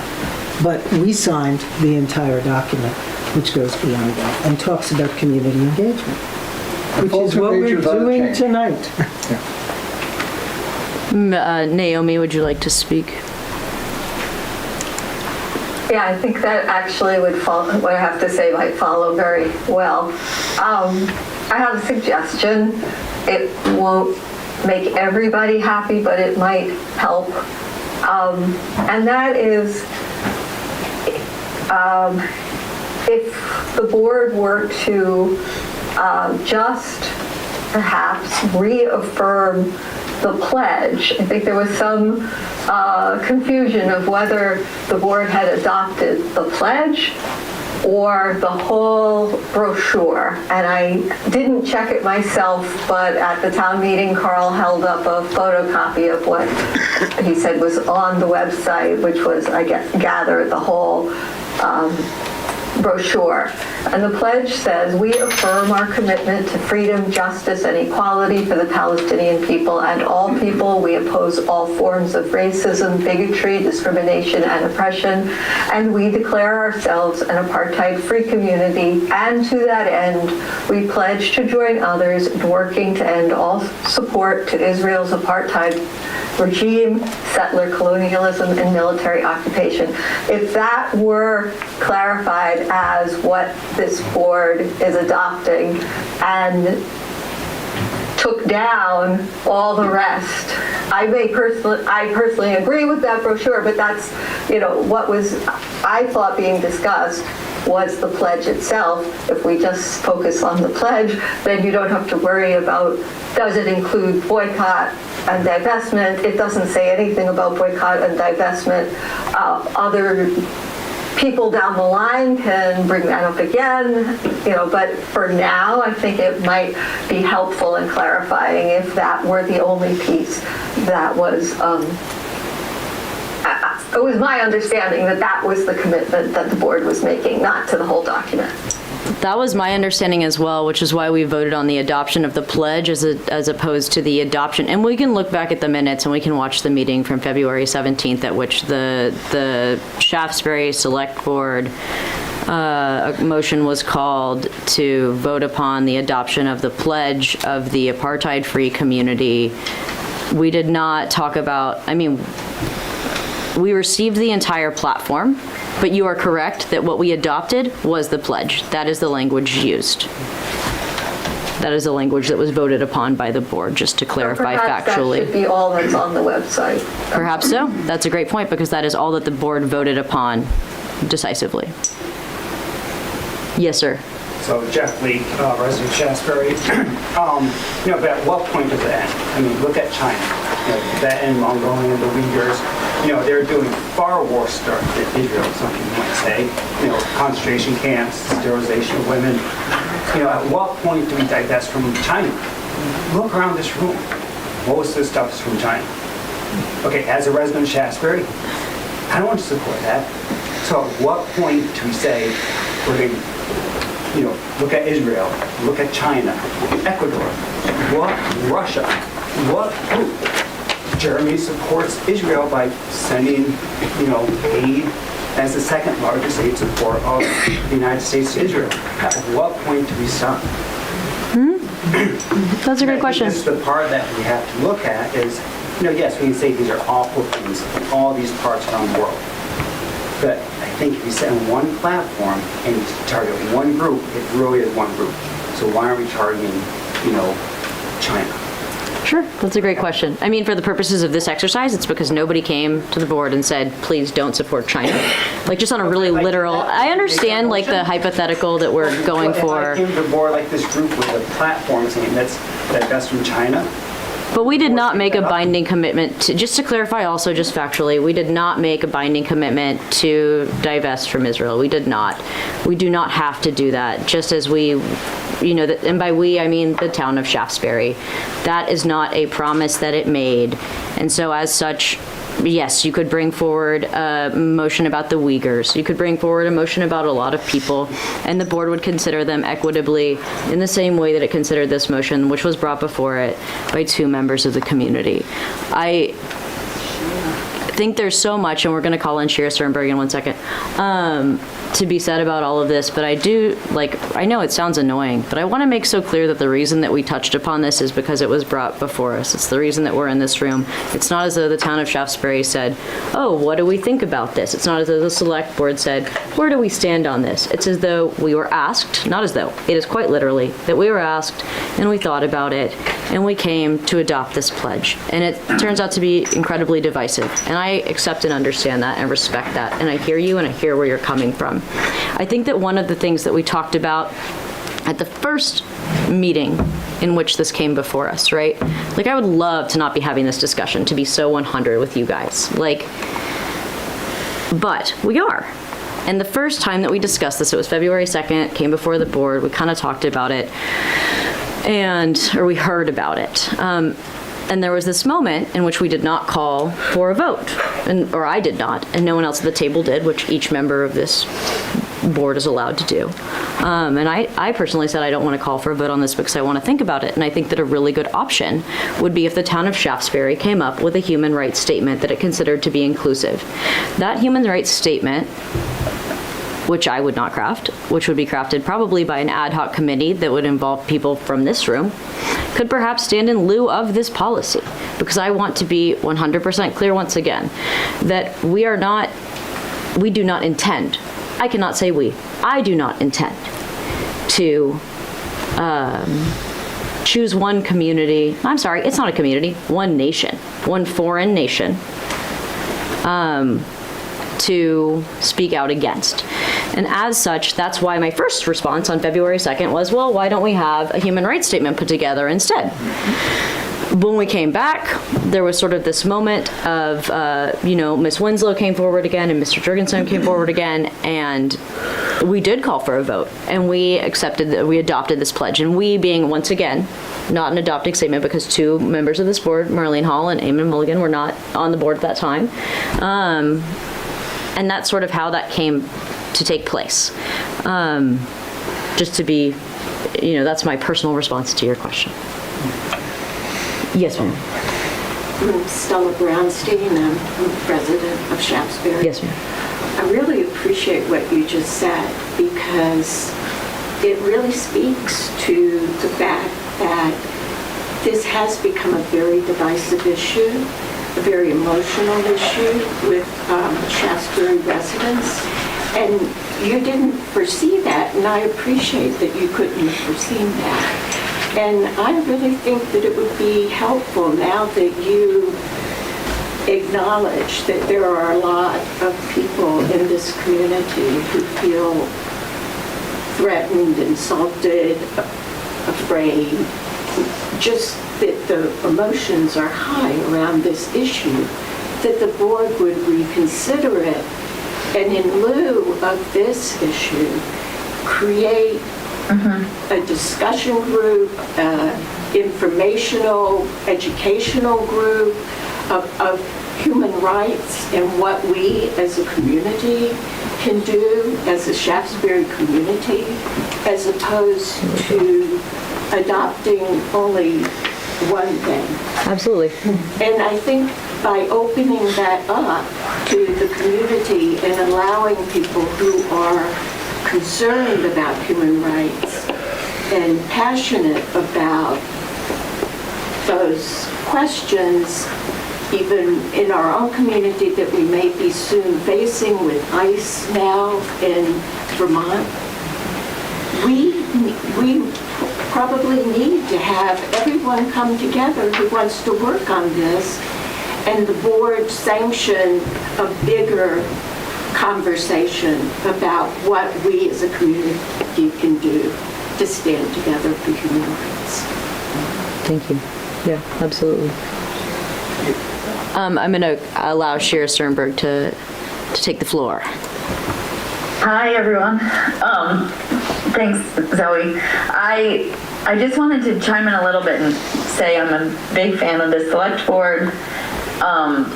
And I did write everyone a letter. I didn't have Mike's email. I'm missing 2 people's emails, so I will forward my letter. But you can read that on your own time. I think everybody has basically hit on my point. I really appreciate what Zoe just said about a human rights statement and what Stella just said.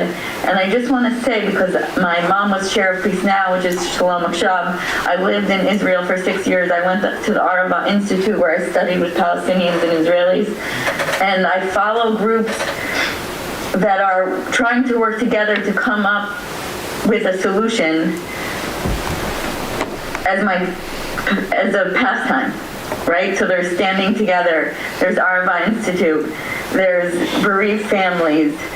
There's, I wrote them all down, but just to name a few, and they all do different things. There's Encounter that brings people into the West Bank. I've been into Palestine many, many times. And I thought about saying this today, but here I am saying it. And I decided not to, just because I care about our water in Shaftsbury, and I'm going to stay on this. I might not show up to these meetings, but I often watch the videos, and I care about all the other issues. So I think I would love it if we came up with a statement of inclusion, and I would be happy to try and work on that with people. And I love Naomi's suggestion that we think about it, and then all these things that are being said, and then come back. But I also want to say that I couldn't sleep last night, and with all my things of how to present this information, I just kept coming back to the fact that it's not for the select board. It's this specific issue, Israel-Palestine, right?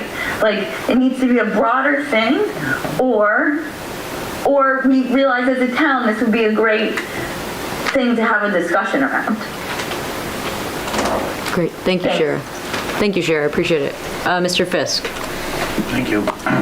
I'd like to point out, and I'm sure you're all aware of it, that the town of Shaftsbury adopted a declaration of inclusion on February 6, 2023. And that document seems to cover a lot of ground. It condemns racism, welcomes all persons, regardless of race, color, religion, national origin, sex, gender, identity of expression, sexual orientation, age, disability, or socioeconomic status. And as a town, we formally condemn all discrimination in all of its forms, commit to fair and equal treatment of everyone in our community, and will strive to ensure all of our actions, policies, and operating procedures reflect this commitment. Seems like we said it. But we've done it before. I don't think any of you were. And that was... Mike was. And Art. Art was there, yep. Tony Krotowski. Mike was there. Mark Cornwell. And one member who did not sign on to the... So Barbara did not sign. So it's on the town website, and I think it's a great document. I think it says it all right there. Yes, sir.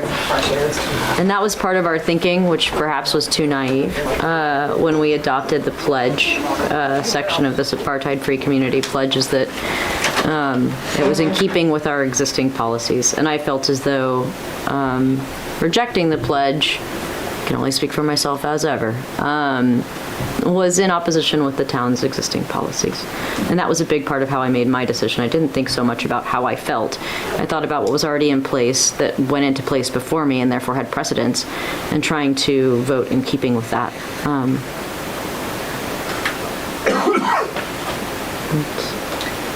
Yes. Cinda Morse. Cinda Morse. I want to say thank you to the select board and thank you to all of us for being here, all of us coming to town meeting. I'm an old Vermonter and I grew up with town meeting being a holiday.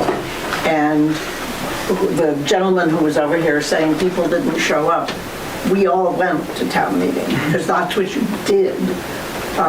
So I grew up, even as a little kid, you know, we all had potluck dinner, but we all went to town meeting, and that's where we did our business.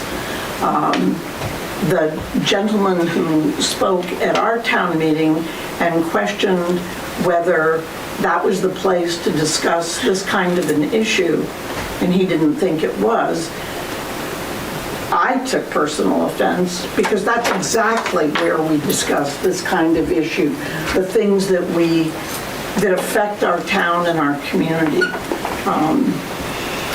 I will say that I have learned a great deal listening to both the town meeting discussion and our discussion tonight. Bill and I have had lots of discussions, some of them heated, you know, discussing pros and cons and ups and downs and back and forth. So I'm not sure I would describe this, as many people have, as divisive. It's been an incredible opportunity for us as a community to talk about something that I've never heard come up in town before, and for us to develop a much greater appreciation for the diversity that exists in our community and a tolerance for very different points of view. Many things can be true at the same time, and that's sometimes really hard to live with, but it's a fact. You know, so I just want to thank you guys for creating the opportunity for us to listen to each other, to have an opportunity to speak. This doesn't happen everywhere in the world. We're really, really lucky that we can do this. And it's really important that we fight hard to make sure we continue to be able to do this going forward. So thank you. Thank you all for being here. Does anybody have any further commentary before the next 15 agenda items this evening?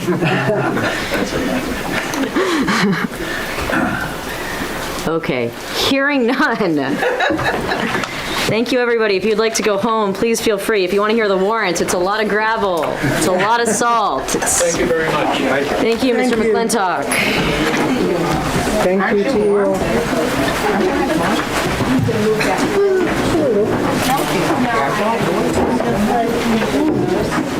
So we did the rules of procedure, we did that. We're actually talking about the new sign, so that's pretty fun, I guess, compared to that. The new sign is really a... It is, it's getting late. See, you didn't even have to do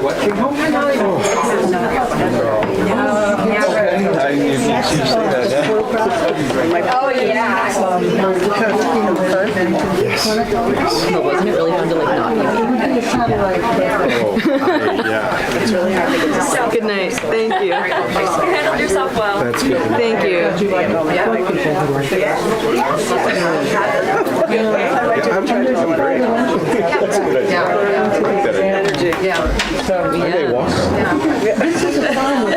I may run home. There you go. We're kind of in the same direction. I know.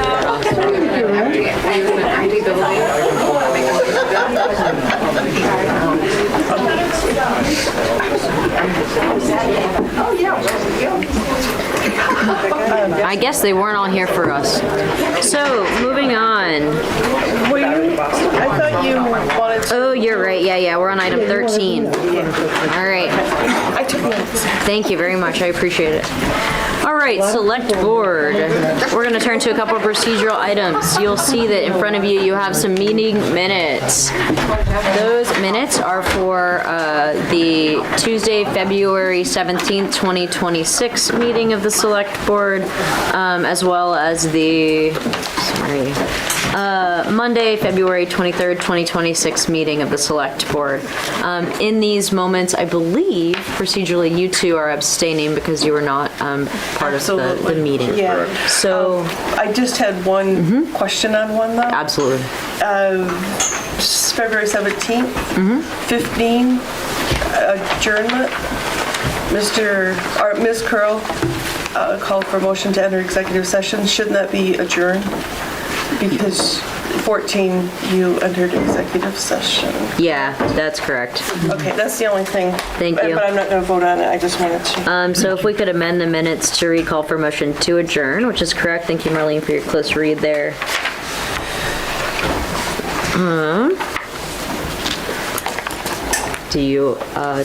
Okay, so let's turn to, I'd call for a motion to approve the Tuesday, February 17th, 2026 minutes as amended to correct the issue of adjournment.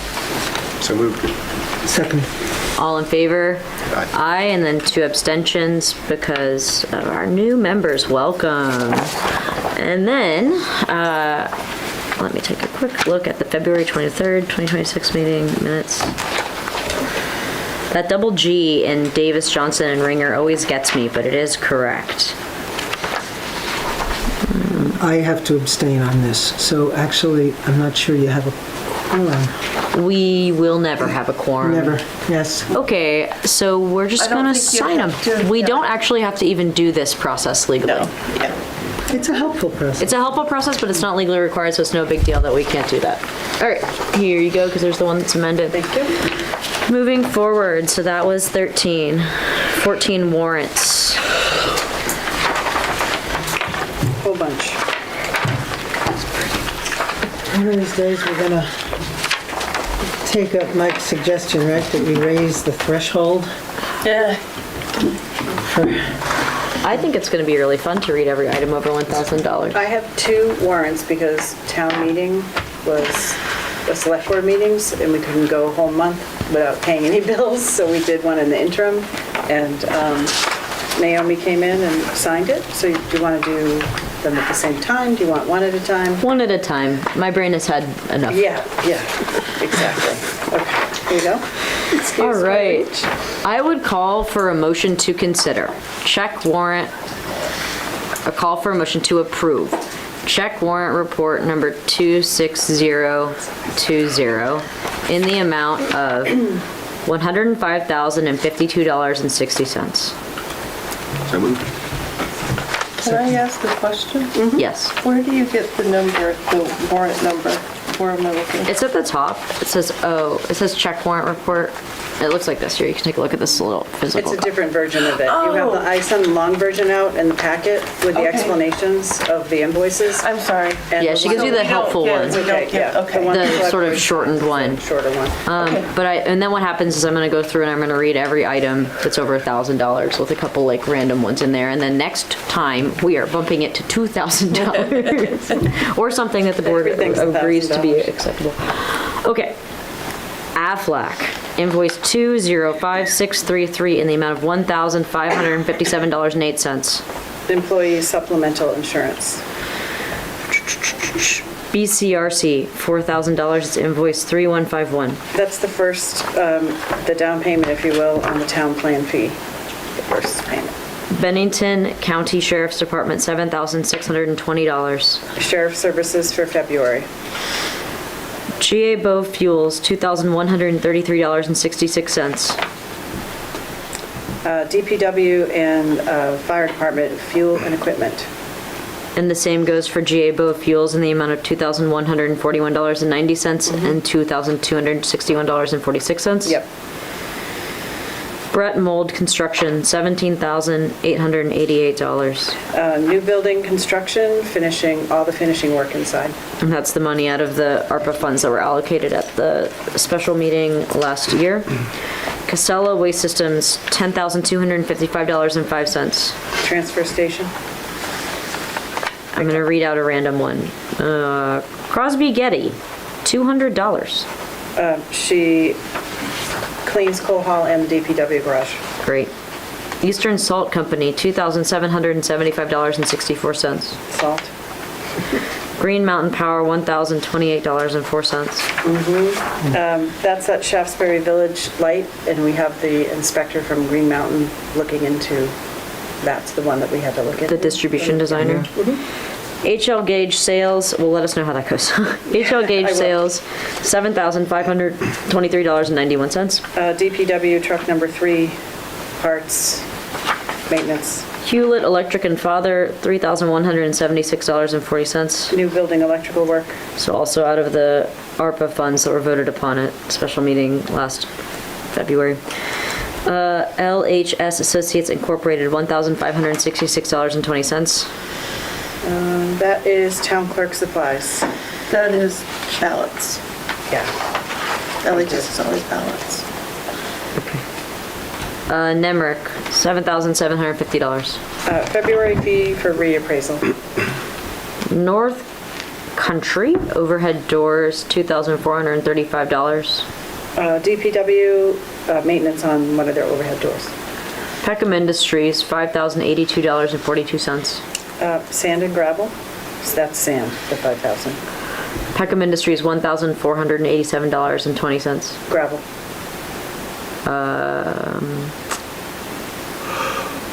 Regina Jenks, $135.58. A reimbursement for mileage for February. Repro, $1,094.34. Town report printer, printing of the town report. Suburban Propane, $529.46. New building propane. Sycamore Landscaping, $1,600. Cemetery and offices, plowing and mowing. Wholesale Distributors, $4,435. DPW for plow parts and maintenance. Does anybody have any discussion or questions about this check warrant before us? No. All in favor of approving this check warrant? Aye. Aye. Can we just say something to Eamon? I think that Marlene knows this, but, so I'm not directing it to her. But you can ask questions about any of it that you wonder. I was When I was curious first about on the that. board, Yeah, I was any of them. asking a lot of questions. You can be about like, this what stuff. is that? So you're systematically going through and selecting specific items that, oh, right, you said over Over $1,000. And then I'm doing Okay. like some random ones that are small because usually fraud takes place in amounts under $100. But like, as you look at these more, you will be like, I know exactly what that is and exactly, it's really like, there are very few separate things Sure. on here when you look at it that way. Like, it's usually mostly that, and then sometimes it's a lot of Peckham.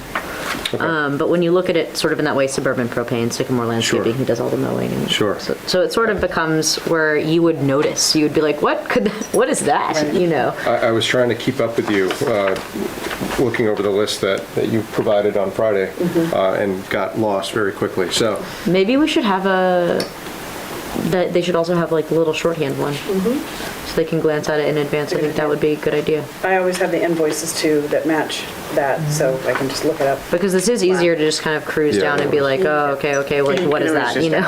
Yeah, you can ask. Yeah. I'd be happy to. So I'll start Look passing at this around. So specific it's things. approved. by your third meeting, you're going to know everything. No, you'll know nothing and you'll enjoy it. I'll just pretend. And you'll like it, yeah. Excuse me. I would like to call for a motion to approve check warrant report 26021 in the amount of $67,924.67. And now... So moved. Second. Okay, it's moved and seconded. So now we're discussing, I'm going to read them out. Yes. GA Above Fuels, $1,347.99. fuel, DPW. Say that again, sorry. GA boat for $1,347.99. Yep, DPW, gas, oil, and diesel. And then GA boat fuels, $1,201.35. Same thing. Casella Waste Systems, $8,176.97. Casella, the 8,000 is the transfer station. Great. Eastern Salt Company Incorporated, $5,371.21. DPW salt. Salts for the roads. Hometown Heating and Cooling LLC, $2,820. New building, electrical work with the HVAC on the roof. Hewlett Electric and a Father, $3,812.63. Electrical work at the new building.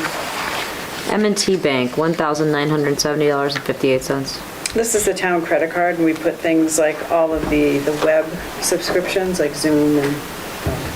And that kind of gets sorted out into the correct buckets, right? Yes, exactly. Through the Postage, APA. printing, town cell phone bills all go on there, because for ease and... And then on the bookkeeping side, it all kind of gets put into the correct Yeah, buckets. that's where all those codes go into the right accounts. Yeah. Perfect. I'm going to call out one here that's smaller, which is Maple Grove Lawn and Snow for $56.60, because I don't know who that is.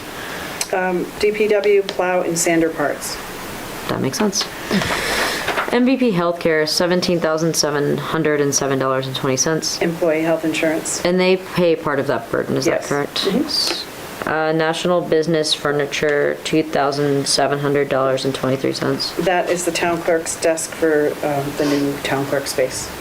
There are 3 invoices here from Peckham. One is for $4,361.40, $5,112.10, $3,288.91. In order, that's invoice 124739 and 43, 124739, 1248,522. Are they all for the same thing or different things? DPW winter sand, and the third one is gravel, the 3,200 one. Sand, gravel. Sand, gravel. Okay. Reynolds and Sons, $1,419.60. Fire department flow testing. That's important. United Construction and Forestry, $1,163.41. DPW John Deere service on the grader. Okay, so that's everything on this warrant. Should we wait for mine? We have a quorum, yeah.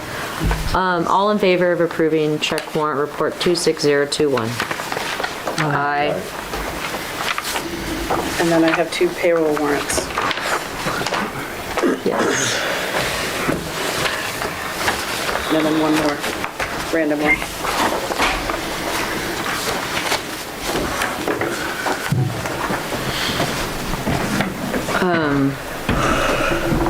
You can't sign it. Yeah, we made it. We got through it without you on that one. All right. I would like to call for a motion to approve check warrant report PR 18 in the amount of $22,883.99. Second. So this is payroll. So we don't read that one out. So we don't read it out. Any discussion or questions? No. All in favor? Aye. Aye. This is also payroll. Like to call for a motion to approve check warrant report PR 19 in the amount of $23,538.37. So moved. Second. Any questions or comments? Discussion. All in favor? Aye. Yep. So that brings us through warrants. I have one more, Zoe. Just kidding. I live here now. This is the various retirement accounts and the health equity, HRA. This is benefits. Yeah, and then there's a figure on there that what comes out of the employees' pockets as well for that. Or the employer. This is employer. Yeah, employer. Okay. So I'd like to call for a motion to approve check warrant report PRW 08 in the amount of $28,918.98. So moved. Second. I just want to note here for the public that of this $28,918.98, the employer expense portion is $12,417.13, as a large majority of these payments come out of employees' paychecks directly. All in favor of approving check warrant report PRW08? Aye. Are there more? No. So that is the end of warrants. Cool. 15 announcements. Don't you dare. Just kidding. I have nothing. Okay. Does anybody else have any announcements? Dog licenses are due. Dog licenses are due. By April 1st.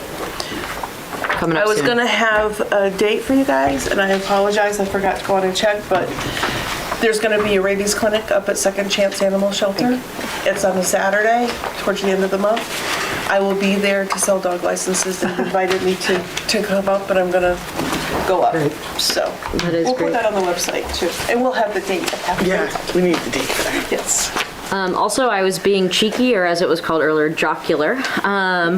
But I'd like to make an announcement with regards to the vicious dog hearing, the ongoing issue, which is that the town of Shaftsbury received a notice from Vermont Superior Court Civil Division with regards to case number 26-CB-01063, Melissa Brown v. Town of Shaftsbury. There will be a hearing. It's a status conference on April 16th, 2026 at 9 a.m. Duration will be 30 minutes. This is because when the town had the hearing and then subsequently made a decision, the decision was appealed to the higher court. The town's decision we received a stay, so the higher court's decision will either affirm or deny our own. They'll come to their own findings. Anyway, that will take place, or at least the first part, on April 16th, 2026 at 9 a.m. And somebody from the town, probably Paula, will be in attendance. So that's the announcement. Public comments. Can I comment? Yes, ma'am. I've been dying. I'm over here melting. It's too warm in here for me. I appreciate all of you for everything you did tonight, just so you know. So here I am with my props. Some of you have seen my props. Yes. There you go. Take a smell. I live on 7A in Shaftsbury. I've hired a lawyer. Okay. I've been to the water board meeting 3 times. No resolution. You cannot drink the water. It's full of chlorine. I've gotten no resolution from this board. So my lawyer highly recommended I come to a select board meeting, then I go to a North Bennington water board meeting. I want some resolution. If I'm paying for water, I should be able to drink it. I should be able to give it to my plants without my plants dying. I should be able to give it to my dogs. Yes, ma'am. Anybody want to drink? I drank it last time. You did. It's very I was chlorinated. like, you go, girl. No, I'll drink it again. It's very chlorinated. But I have to, like, on my table, Josh, the water guy, I love him. Okay, he's a nice guy. He told me to take these jugs, fill them up, and let him off and gas. then leave the top off. So I do, but here I am. I still have to wash dishes with it. My hair feels like a horse's tail. It's so coarse. Mm-hmm. My skin feels like it's fallen off. The money that I've had to invest in lotion alone, it's crazy. We should be able to drink our water. Our water was the best water around till they put that development in next to Lake Perrin. That's when the water changed. And I understand they have to chlorinate it and all that stuff. I've done all my research. Also, I've talked with my GI doctor about the effects, even though the state says the chlorine level's at a good level for you to consume, not over a duration. So we need to do something about this. And if you ask why nobody else in Shaftsbury comes to these meetings, because they're all watching right now, but they know I've been here. They call me and they ask me. Yes, ma'am. And I we said, know the water too. department's done nothing. Shaftsbury Water Department has done nothing.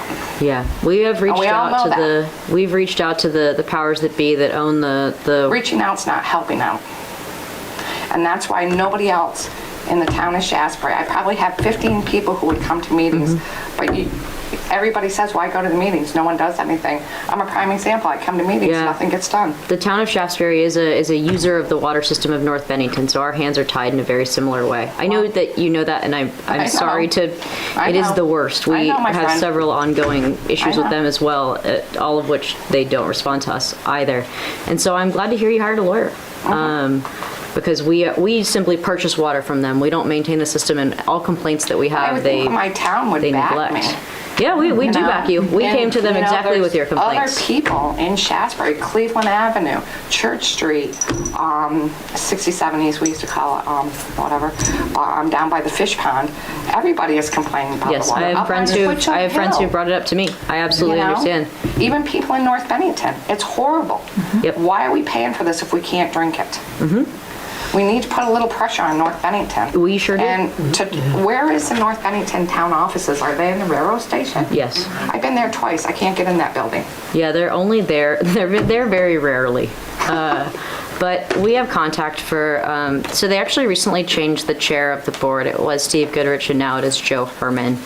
And I would From recommend, I would recommend that your attorney reach out to him directly, because since the town of Shaftsbury is just an just a customer, a bigger customer than you, but still just a customer, they were kind of in the same boat as you, which feels crazy to us also. Yeah. So, and we have lots of concerns, and we've had trouble getting any recourse on any of them. And we have brought up your issue to them directly. So I really do hear and see you. And I would highly recommend your attorney reach out to Mr. Herman directly. He told me to go to the North Bennington Water Board meeting next. Yeah. And he's their chair. I can't even find the information. Yes, they have So some I'll call trouble with Joe. that. I would do that. Okay, I'll call Joe then. Personally, he's their current chair. Okay. Thank you for coming Thanks, again. guys. Thank you. So item 17 is the treasurer's report. Oh, can I say something? Yep. Great. This is Andrea Baki. During that discussion that happened, our discussion, there was a video of men doing things inappropriately, and this is the third time this has happened at a Shaftsbury meeting, and I don't feel safe coming to meetings if that's going to continue to happen on Zoom. So I'm wondering if your webmaster could please put something in place to ensure that that doesn't happen, because it has happened 3 times now. It happened when I was the Energy Committee Chair, and I don't want to get on a Zoom meeting and have to see men doing things inappropriately and masturbating on a town of Shaftsbury meeting. I've talked to the town of Shaftsbury before about this, and nothing has been changed. And I'm getting really disgusted, and that should not happen. Thank you. I don't need to come to a meeting and feel sexually harassed. Sure. Because the webmaster cannot put things in place to make sure that doesn't happen. Sure. Please fix it. Okay, I'm going to speak really quickly on the subject as somebody who's a member of a lot of different institutions, not just the town of Shaftsbury. And I work for tech, and there's ways to make it stop. It's not appropriate. Yeah, of course it's not appropriate. It's a very difficult issue to handle, especially when you have a lot of people joining. Well, I actually run webinars. Sure, how do you handle it? Put certain things in place for that not to happen. What are the certain Please things? don't argue if you feel No, I'm that this is an asking issue, you. then it needs to be fixed. Andrea, I'm asking you what things you put in place. You know what, Zoe? I'm not looking to argue with you. I'm asking you to literally fix it, because it's happened 3 times now. Okay, I'm sorry that asking a question feels like argument to you. Okay, I'm sorry you're uncomfortable. Have a nice night. Okay, treasurer's report, 17. Is there anybody else who wanted to speak in the public? Oh, anybody else? Public comment. Okay, item 17. Can you hold this one while I run to the restroom? Yeah. Right, you're allowed to? Okay, Yes, I'm allowed. yeah. All right, I'll be back in literally like 2 minutes, probably while she's still presenting. Have a nice evening. You too. Oh, I know, right?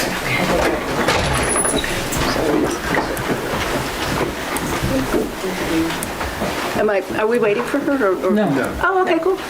Can you bring up the cash flow first, please? Okay. Hang on, sorry.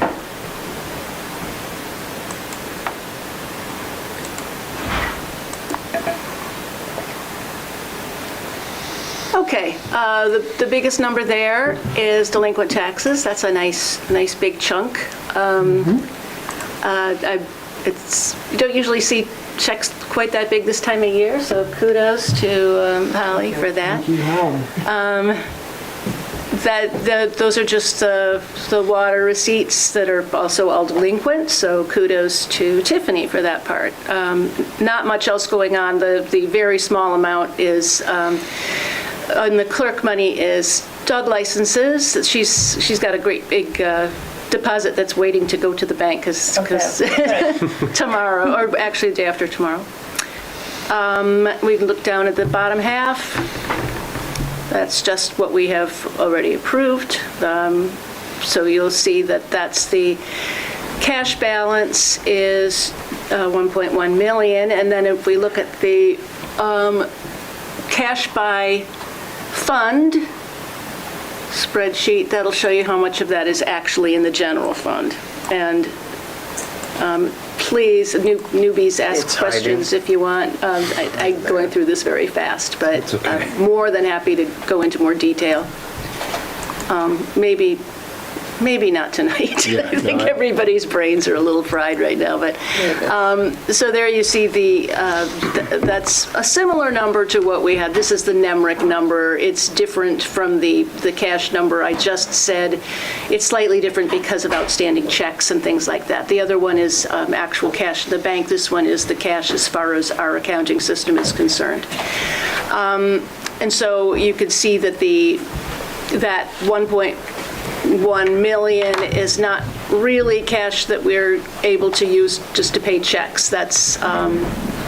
That is the money that's for all of our reserve accounts plus the general fund are all in one big pool. So the other two columns are showing the actual cash positions of those different funds. The 260 line is a scary one. That's I hate to use this expression, but there's no other way to say it, underwater in the water department. It's just incredible. Yeah, it's gone slightly down because we have gotten a couple of $1,000s in delinquent water payments, but you can see that. And here's another one, sorry, a drop in the bucket. All of these water metaphors, I apologize. Fire department, that large amount is money we've put aside to buy a new fire truck. So that's going to happen, I believe. Is that next year? I think so. Yeah, that lister's number at 290, I'm jumping around here a lot, but that's the money that we have put aside over very many years to do the reassessment that's happening right now. So that every time you just approved a check for $7,000 and change to NEMRIC, they're the ones doing the reappraisal. So that's what that money is for. So that's going to go down next time you see it. Those other ones are pretty static. Any questions about any of that? And if you would, Marlene probably knows all this stuff from just being in the building for so long, but if you want to have like a tutorial for and I know your wife is a treasurer too, but if you want to just sit down for 5 minutes or 10 minutes or 2 hours and go through the way we handle finances, that would be. I think that would be helpful. Okay, great. Anytime, we can arrange that. Great, thank you. Can I just ask the board about having once been the chair of the water board, many years ago it seems. So what are you planning to do with that deficit in the water line item? What's the plan? Well, we're working with Ashley Lucht. Who's making a plan for us. She's in the final stages of it. She's a specialist in this type of thing in municipal water systems.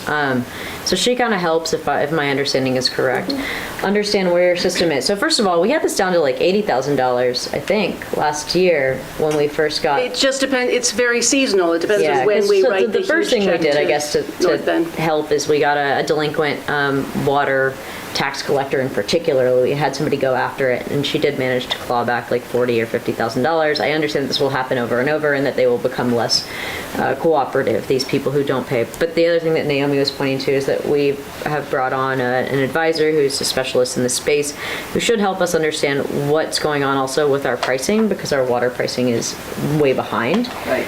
And so we're paying more than we're billing, I think is part of what's going on. When was the last time you upped the water rate? The rate? I'm not sure. Have you done any comparisons with other towns in terms I think that's what Ashley Lucht is kind of trying to put together doing for all us, that. is a whole presentation on like, here's where you are, here's how you got here, here are some remedies to try to get out of that It hole. sounds like you've got an issue with lousy tasting water, and if you go to the water Yeah. users and say, you're gonna up your fee here, and Yeah, it's not they're good. drinking chlorine, as they say. And also the North Bennington Water Board has raised prices consistently. They're charging us more, and those increases are so high that we have felt it's difficult to pass the entirety of it on to the people in our system. And there's another issue that there are people who live in Shaftsbury who live next door to somebody who is paying for Shaftsbury water, but they're paying for North Bennington water. Their bills are completely different from each other. The people who live in Shaftsbury but are on the North Bennington water line pay considerably less than those of us, including me, who pay in Shaftsbury. There is a disparity between those two things. Yeah, they have a very different rate, and yeah. So are we using, at any point, are we using municipal funds to subsidize the water department at this point? I mean, I know we're paying for municipal buildings, we're paying our water fees, but are we subsidizing to try to pay the bills, basically? Because it's all one pool of money. So the water department money is not separate from the general fund? No, not anymore. That's why I do this spreadsheet. Yeah. We used to have a separate reserve account. Yeah. But there, water was still negative for as long as I've been treasurer. I would suggest, and I had suggested it last year, I think at town meeting, especially when I see this, that it's just commingling with the town budget, that be presented in the town budget next year. I mean, there is nothing in the town report that I could find on the water department. And if we are actually mingling the funds and we're moving from one into another to help, then the town should be aware of that. We are not, it isn't commingling in the way that I mean, it is one account, but they are not going back and forth. So there's no subsidizing from the general fund to the water? Only to the extent that we are carrying a fund with a negative balance. I mean, if we go out and we finish up the listers, and that uses up all the money we put aside for that, for the reassessment, when we buy the fire truck, there's going to be a lot less of a buffer to be making that an acceptable negative amount. I mean, at some point, it just seems to me, and I used to say this years and years ago, it warrants another discussion, I think, with the town, the whole townspeople, to say, this is what's happening, and... Yeah, I mean, unfortunately, very comparatively few of us are on town water. I know. How many users? 300 and I think it's right around 300. 300. And of course, another component to this is that we have to find some solutions going forward to the increasing number of wells contaminated with PFAS. Yeah. And that may involve our needing to switch our water service to the city of Bennington. Right. So in that case, our problems with North Bennington would, in a sense, evaporate, at least going forward, so to speak. It's so hard to avoid. Yeah, no. Once you start, you can't stop. They start spilling out. Pores, right? But yes, it's definitely an issue, and it's an issue, it's a problem, yeah. And I'm sure we have a water board meeting coming soon. It'll be really... But the reason that I do this spreadsheet this way is to shed light on it. I do show this every 2 weeks, and I make it as obvious as I can, but there's nothing I can actually do about it other than report on it. Right. Do you ever have like a budget that shows, what the water superintendent is getting paid, what we're getting in, and, revenue from the users and, that kind of an actual water board budget. The water does have a budget. It does. Well, the water department, that's the only one other than the general fund that has a budget. Yeah. Thank you for your question. Thanks. Any other questions about anything? Does the water budget, is it posted anywhere so people can see it? So you said you looked in the town report and did not see anything about water? I mean, our outside auditors certainly audit it, and I thought that, but it might be so buried in their... In the audit report? Yeah, they certainly audit the... But this is a really good point that this is something that we should be bringing more light to, and we would like to, because this is obviously not something that's working. Right. Yeah, I mean, we've been sort of... Opining. Yeah, I think if more people knew about it, you might get some more support from townsfolks that are saying, yeah, this stinks, North Bennington, what's the problem here? I can certainly put together some numbers for the next meeting. And that's just we used to have like a 5-year plan, and Joe, I mean, hearing that Joe is the chair now, you just kind of keep away from it, okay, so great. But it would be hard to do a 5-year plan. Plan out with all of the issues that you're facing right now. Oh yeah, impossible right now because there's so much in the air, and as this litigation takes place, and maybe we win a little extra and we clear that out to zero and we connect to Bennington and everything's great. Right, yeah. And the water tastes really good. Yeah. But probably it's going to be more complicated than that. Yeah. But I just to like come up with if everything were so easy. Ashley's working on. Anyway, sorry. And Ashley is working on all of this right now, so we will have a comprehensive plan by an expert as opposed to just us. When is that going to And it's coming forward. She's working on it right now. And at the next water board meeting, we'll have an update on when that date might be. She's coming to the water board meeting to explain it. She's coming to the water board meeting to explain it. 2 weeks? Maybe. I'll let you know. It will be warned. I'll follow up with her. They directly come before the select board meeting, so it's a good thing it didn't happen tonight. Yeah. Okay. Does anyone have any further questions for our treasurer? Thank you so much for sitting through this evening. That was fascinating. I was happy to do it. It's been sitting over there all night. I know. No DPW report. Okay. No DPW report. Okay, we are moving now to, am I allowed to do that? Do what? I would love to allow Holly to speak on agenda item number 8 in advance of us talking about the design at the new building. How could we do that? Should I call for a motion to allow her to speak first? I would call for a motion to let item 8B now. All in favor? Aye. Okay. And I wrote it down, so I quick. Hopefully. No, I mean, at this point, you should take, you've suffered so much, it should take as long as you would like. Well, good evening. For those of you who don't know me, I'm Holly Ann. I'm your delinquent tax collector. And I know that most of us are new since the last tax sale, so I've taken some time to research the Vermont state statutes and prior tax sales here in Shaftsbury to figure out this process and procedure. The decision to hold a tax sale is at the sole discretion of the delinquent tax collector, but in the past, I believe the select board has approved the town to pay the initial per parcel fee due to the town attorney. This charge is a $50 per parcel to mail the demand letter that starts the tax sale process. All other charges incurred are added to the balance collected at tax sales. That being said, I am really here. A unique situation came up that I want to make you aware of.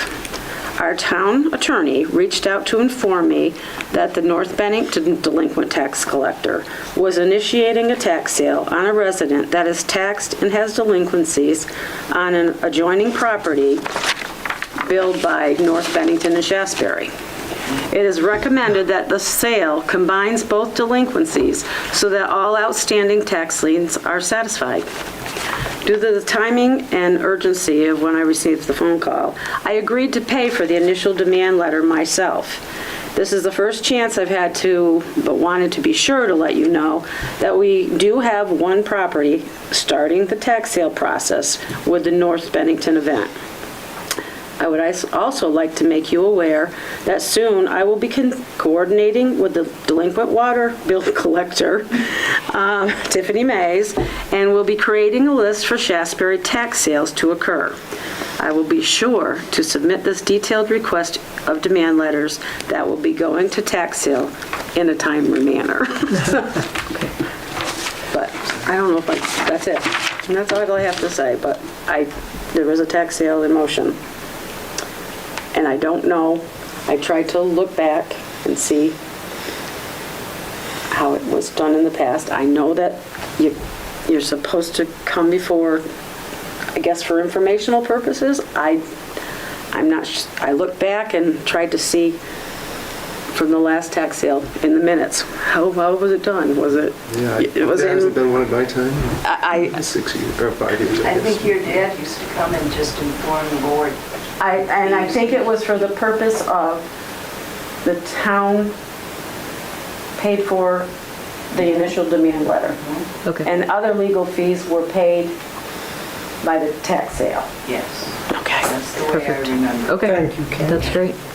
So I'm here now a little, So you paid, I haven't been billed for it yet, but when the call came to me, I said, I haven't talked to the board, so I said, I'll pay for it, if it comes to that. How much is it? $50. Can I make a motion that we reimburse her for that amount? Yeah, you can. Because that's how it's always been done in the past, is There's nothing past hands, because it's, you know what I mean? So if I get a bill, I'll give it to you. If that's the way the town's always done it. But, so you're saying you haven't spent any money yet? Okay, so if you get a bill, you can pass it along, and then the town can pay it, and so then we don't even have to work on the reimbursement piece. But Okay. And that falls. We'll just within pay the it, yeah. The town administrator is allowed to. That falls, yeah, Doesn't okay. actually- Yeah, so she's not out any money, and we will pay it when it comes. I never understood. Yeah, I wondered that too. I mean, for cohesiveness with the board, because you're the overseers of the town, why I wouldn't have to ask permission, that's how I felt it was, It's interesting. to do my job. It's probably just informative as opposed It was to, more of an informational thing, as I remember in Holland. And I'm all good with that. Art would come in and just say, this is the situation, and this is what I I'm remember him doing it, but I don't. We were like, okay, whatever you, Okay, you're the man. because I can You're assure the you, woman here. the people that will be going to tax sale, I probably should have done it a year ago. They meet the threshold of you have to be $1,500, you have to be over a year. I have to give them repayment plans, option, every statement I send out. Jen put it on the website for me, thank you very much, because I've had a few of those. And some of them just don't. And if they have a plan but they don't keep a plan, that's another issue. Because I really work hard to get to keep people in their homes. Yeah. I don't want to. Yeah. And this one that's coming out, from my last conversation prior to this happening, she was, felt like it was going in the right direction, but maybe her timing just wasn't right with her financial institution. I don't know. Is that a parcel, the one in North Bennington, is it a parcel that spans the town line, or is it two separate? It's one that's taxed in North Bennington and Shaftsbury. Yeah. It wouldn't make sense to not do it. It's already been started in there. It wouldn't make sense to. Well, they initiated, but when I said, yes, send the demand letter, because I was really hopeful that it would be the thing that pushed it over and it wouldn't turn out like this. But I, never having done a tax sale before, that starts things in motion. So. Okay. Well, thank you very much. So when I have the list? Do I give it to Paula so she lets you, or do I have to come here? What do you want?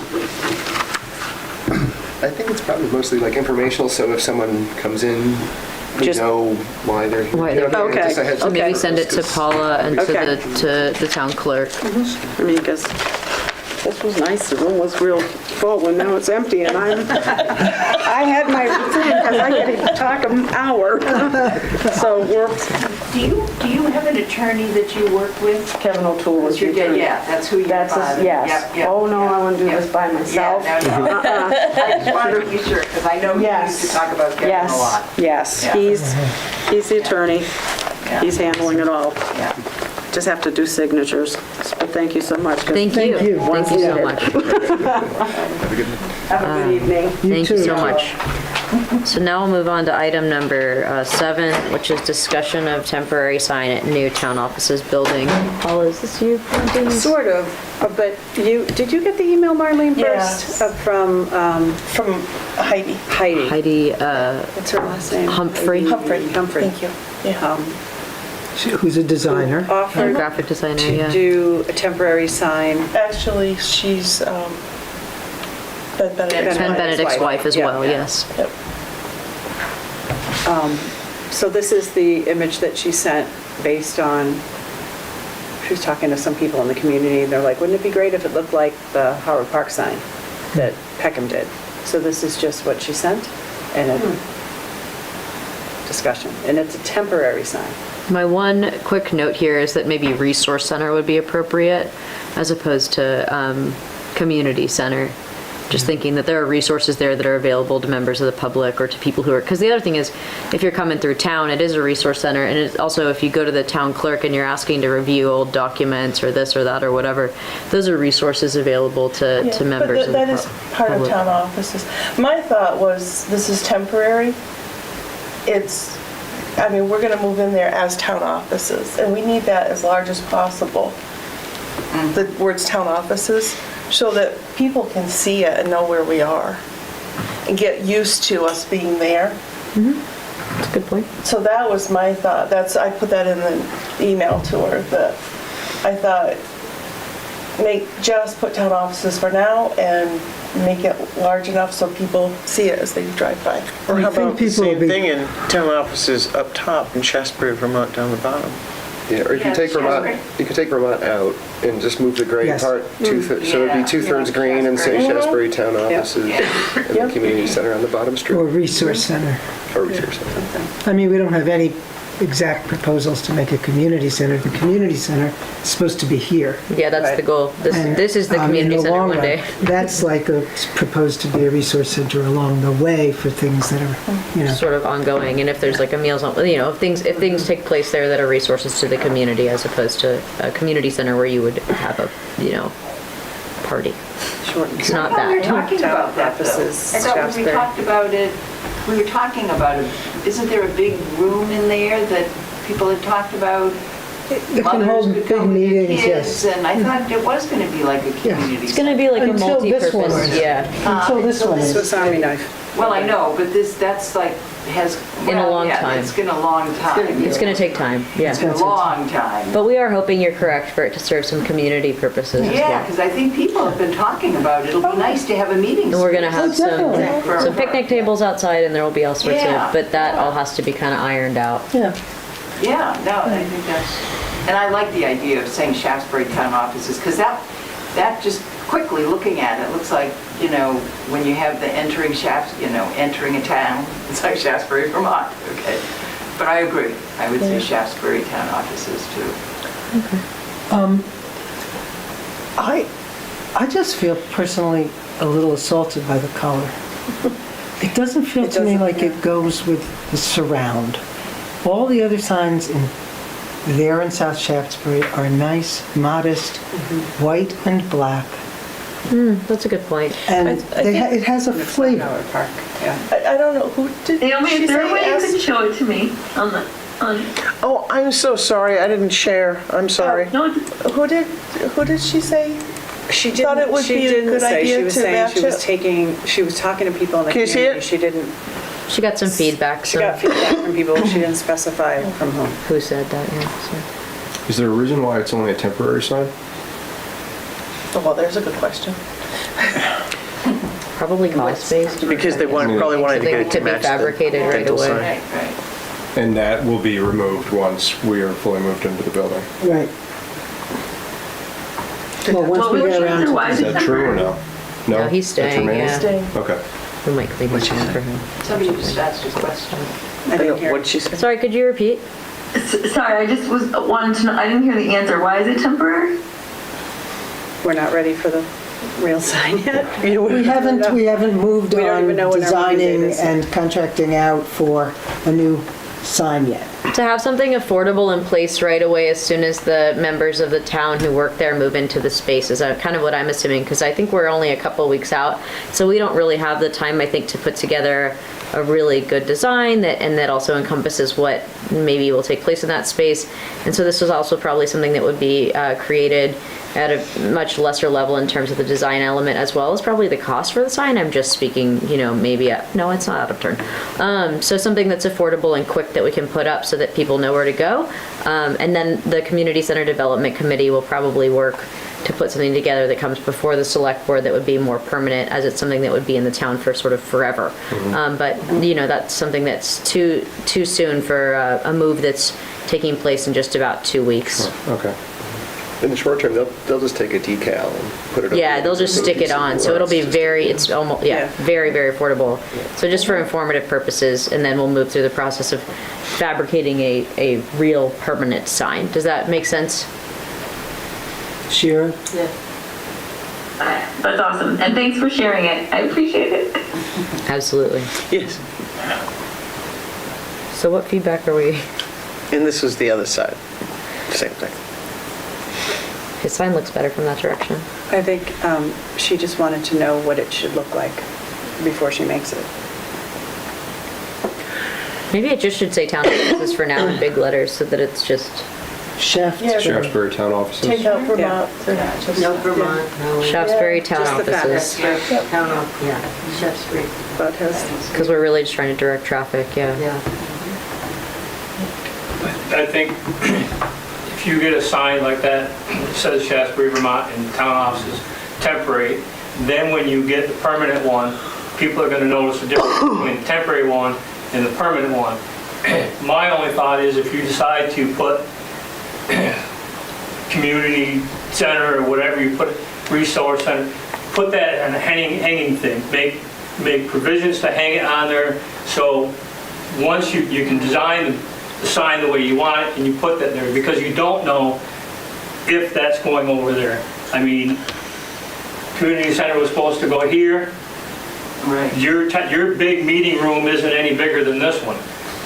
So I think if you give the temporary sign, give the designer a chance, then you can all put your ideas together, come up with a couple ideas, present that to them, and then by that time the frost might be out of the ground and you can do something along with the dental people to let them know, okay, this is what we're going to have. Do you want to change something on it as well? I mean, because you're sharing property with them as well. Just a quick note back to the DPW stuff. Hats off to the guys this year on the roads. Anybody that lives on the other side of Rod and Gun Club Road over to Buck Hill and into East Road knows it's a different beast over there. And the guys outstanding this year. So hats off to them. Every year. Truly. Actually, every year, yeah. They're doing a great job. So we want to say, take out Vermont. And Town offices, Shaftsbury. town offices, Shaftsbury. Town offices, I think, should go first. Yeah. Town offices. Shaftsbury. Oh, town offices are good. Okay. Yeah, okay. Well, then let's give her that feedback and see what she... Okay. It can be one color for the decal. You could almost mimic what they have up there. You could put Shaftsbury in smaller letters up above to do that. They have Shaftsbury Dental Center. You could have Shaftsbury Town Offices, bigger letters, so you know that. And then the phone number. There might be room for the phone number also. I think it should be the darker color. Yeah. Like just one color, and it Yeah. says Definitely. Town Offices, Shaftesbury. And then I also think it should be a serif font so that it goes with his font. Yeah. Okay. I think it's more important that it's cohesive with the thing next to it than Yep. that it's cohesive with the Howard Park With sign. the- Yeah, okay, that's a good idea. That's true. Any serif font she likes, I don't, But so, given that, it could be white it could be white. with black lettering. All right, so we'll send some notes. This You is can a- always hang balloons up when you move in. Absolutely. Yeah. You're having a grand opening. Does anyone have any further commentary? We'll send her a couple things. Maybe she'll come up with 2 versions and we could take another look. And then the Community Center Development Committee will put together like a bigger thing and maybe they'll work with Dr. Carmack. Wow, my brain is like right at its end. With Dr. Carmack to see like if he wants to update his sign as Bud noted or like what he would like to do or if he likes his sign as it is and try to make sure that they look kind of good together for the permanent version. So that's kind of, that's something we'll task to them because that's, and then they'll bring recommendations to the board as opposed to us handling that. This is just for efficiency. Okay, that's 7. We're on 10. This is crazy. Almost there. We're all over the place. Okay, so we're turning to 10, which is appointment of town officers. So I would like to call, everyone has, we already did the rules of procedure. Okay, so I have this list of annual appointments. I'm not sure that everybody at the table has it. Everybody should have it. Yeah. Everybody does have it, right? Okay. Somewhere in this Right big out of the pile. town report. So this, just for everyone on Zoom or who's listening, the annual appointments are listed out within the Shaftsbury Town of Shaftsbury report, town report for 2026.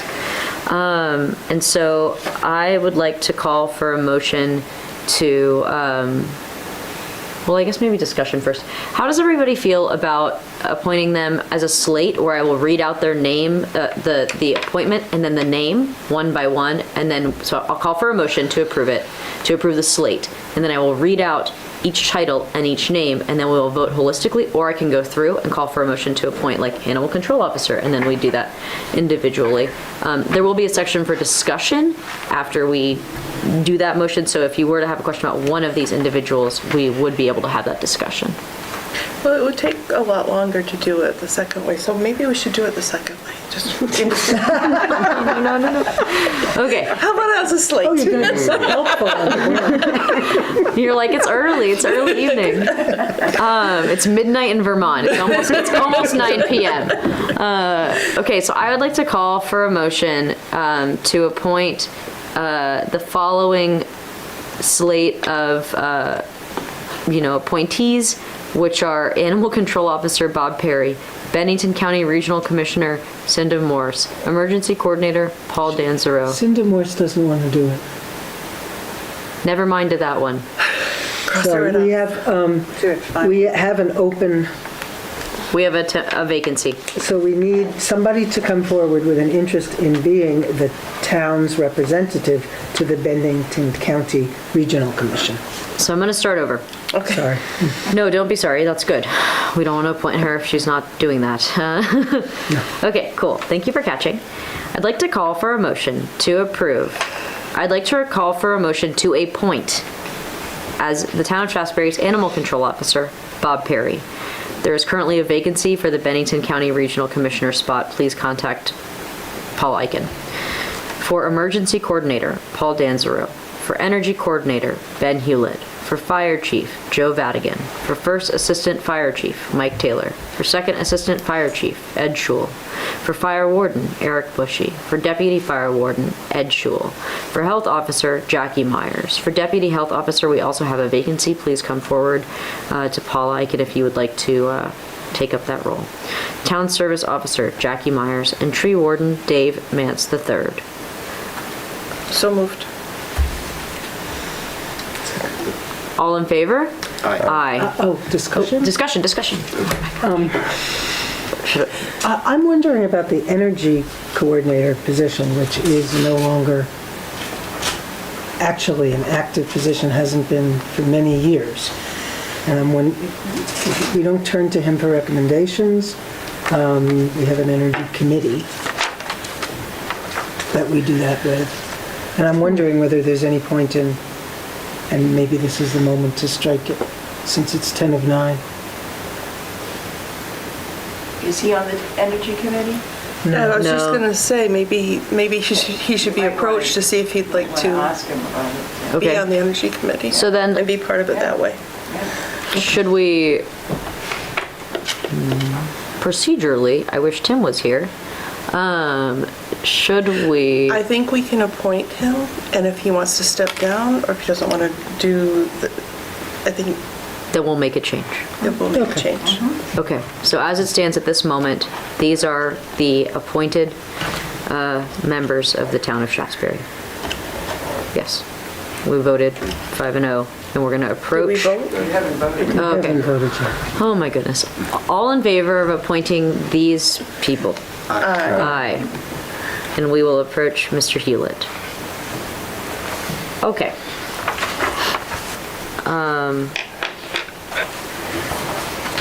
Adoption of select board meeting dates. So this is a required part of the organizational meeting. The select board will meet, and this has to be posted somewhere, and we will post it. It's on our website. Yes. The select board meets on the first and third Monday of each month, except in the instance of a federal holiday taking place on that Monday, in which case it meets on the following Tuesday of that same week.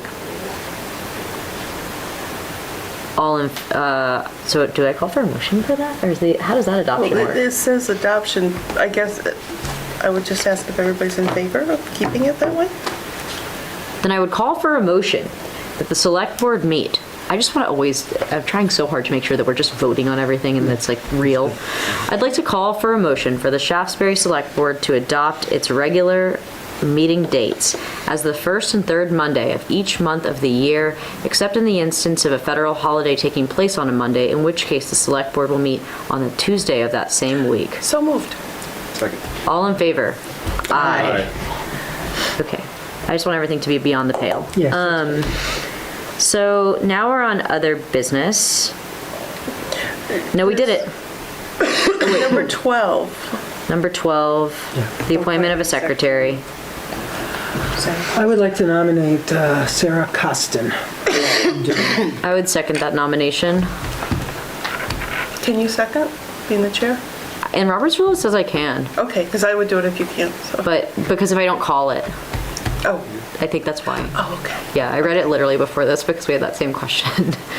But let's just have me not. Okay, Naomi called for the nomination. Who would like to second it? I'll second. Marlene seconded. Marlene seconded. All in favor? Aye. Aye. Thank you to Sarah. Thank you, Sarah. Action items. Okay, so we all were here this evening with many of our community members, and one of the things that it sounded like people were interested in was furthering this discussion, but perhaps not in a way that is always facilitated by the select board. And it sounded like from a couple of people, there was interest in the possibility of the formation of a human rights policy for the town of Shaftsbury, which I think sounds like a good idea and could be a good place for people who disagree also to continue to convene with one another and learn more about one another.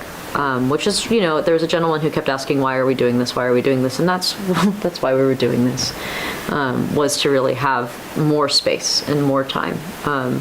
In my opinion, that's why we were doing it. It wasn't to have one result or another. It was because when it became apparent how many people had strong feelings, it became clear to me that there should be a forum for those feelings. And so that, to me, is why. And so maybe that conversation should lead to the creation of some sort of committee with that goal, who would work together to put together a human rights statement that's all encompassing, and it could be encompassing of the pledge. And also, as everybody noted, you know, the vote to rescind could be called for again. These things can come up again and again, and that's just fine. So, or it certainly is with me. So, how should we proceed in terms of fostering, you know, or creating that committee? Is that something we should do this evening? Or probably not. Let's go with no on that. And maybe put it on the agenda for our next meeting is discussion surrounding the creation of an ad hoc committee to create a, you know, comprehensive human rights declaration, or something like this. Just a thought. My thought would be, why not form a committee, let them come up with this, but then present it at next year's town meeting? That'd So be it's great. presented at a large meeting. I just think that would be the time to have I that, think yeah. that would be the time to present it. But it would, yeah, and it should take them a year to figure it out. Yeah. Certainly. I mean, they've been trying in the Middle East for thousands I of years. think it is important for you to consider, though, the emotion around what you have already done as a board. And if you're suggesting that people who are concerned about what you've done, and again, I think I could just be wrong, but I think the majority of folks who were here this evening were really thoughtful. And if you are agreeing, as Stella, I think, was presenting, that why not have a general, I mean, I think the Declaration of Inclusion is really important. One of the things we used to do as a board was read that Declaration of Inclusion almost like people say the Pledge of Allegiance, you know, in the beginning of every meeting, select board meeting. That is a real statement of the board to the town and to the greater community. And if you're suggesting that people then form an ad hoc group and talk about this, but you still have this, you have not taken any action to say, you know what, you're right, we didn't think this through all the way the first time around, and it is important for the community to be involved in this, but we're going to keep what we did, even though it's divisive and it's a real problem, but kind of like you go and do your thing and come up with something that maybe we'll talk about at next town meeting. I guess I personally would caution you against proceeding that way. I think you either decide, you know what, this was the way we should have done it in the beginning. We should have had some kind of general, if you want to educate people about it, and that's, when I read the flyer, that was one of the options for a board to take, was educating people. I think it's pretty clear, to me anyway, it was clear, and I think that's why there was a lot of confusion at the town meeting even, because it came up, felt almost like it came up out of nowhere. And I think, Zoe, you were even acknowledging that this was brought to you all. It was not something that you had spent a lot of time thinking about, and it is a big deal. It's not just, like a human rights statement in general.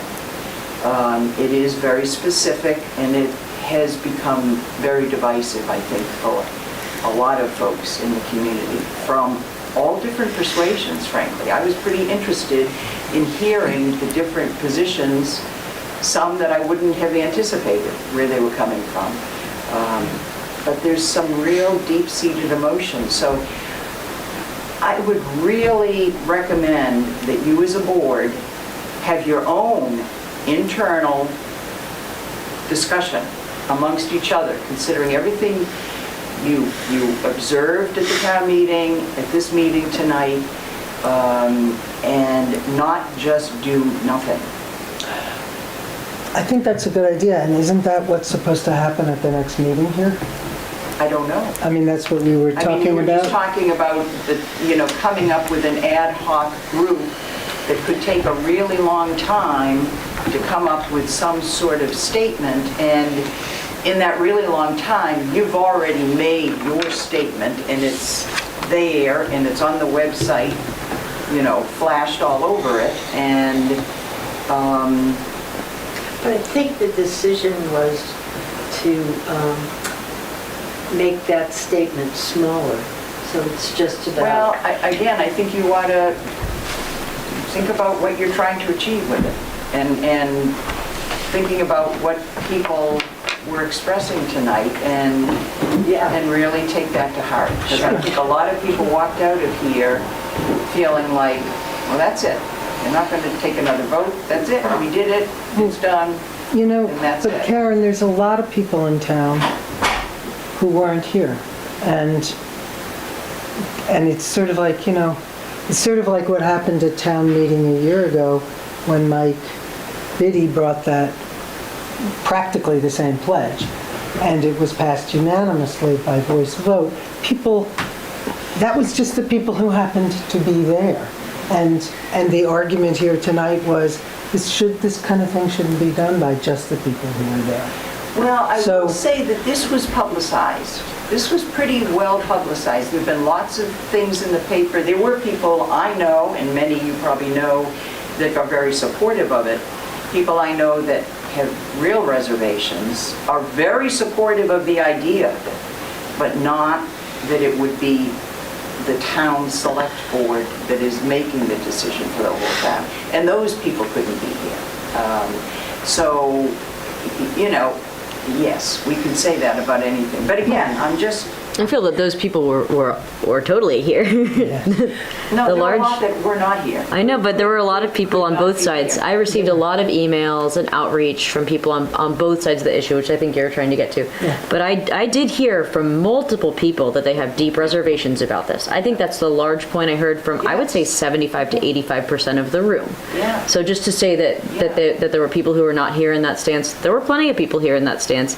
There were also plenty of people here who are not here in that stance, and there were plenty of people, and there also are probably, I just want to say it, out of the 3,600 people in this town, there are probably at least 3,000 who really couldn't care about this at all.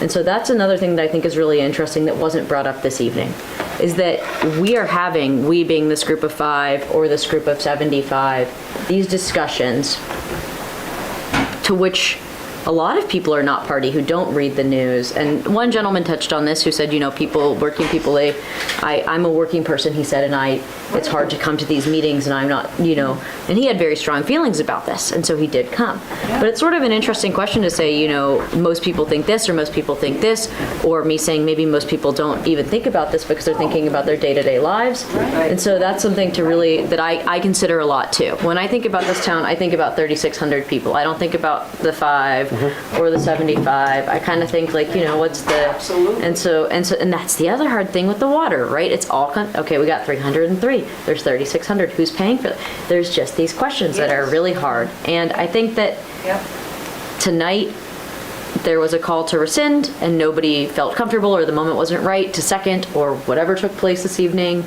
And I, frankly, am not sure what the next best step is, and I don't think I'm going to know tonight.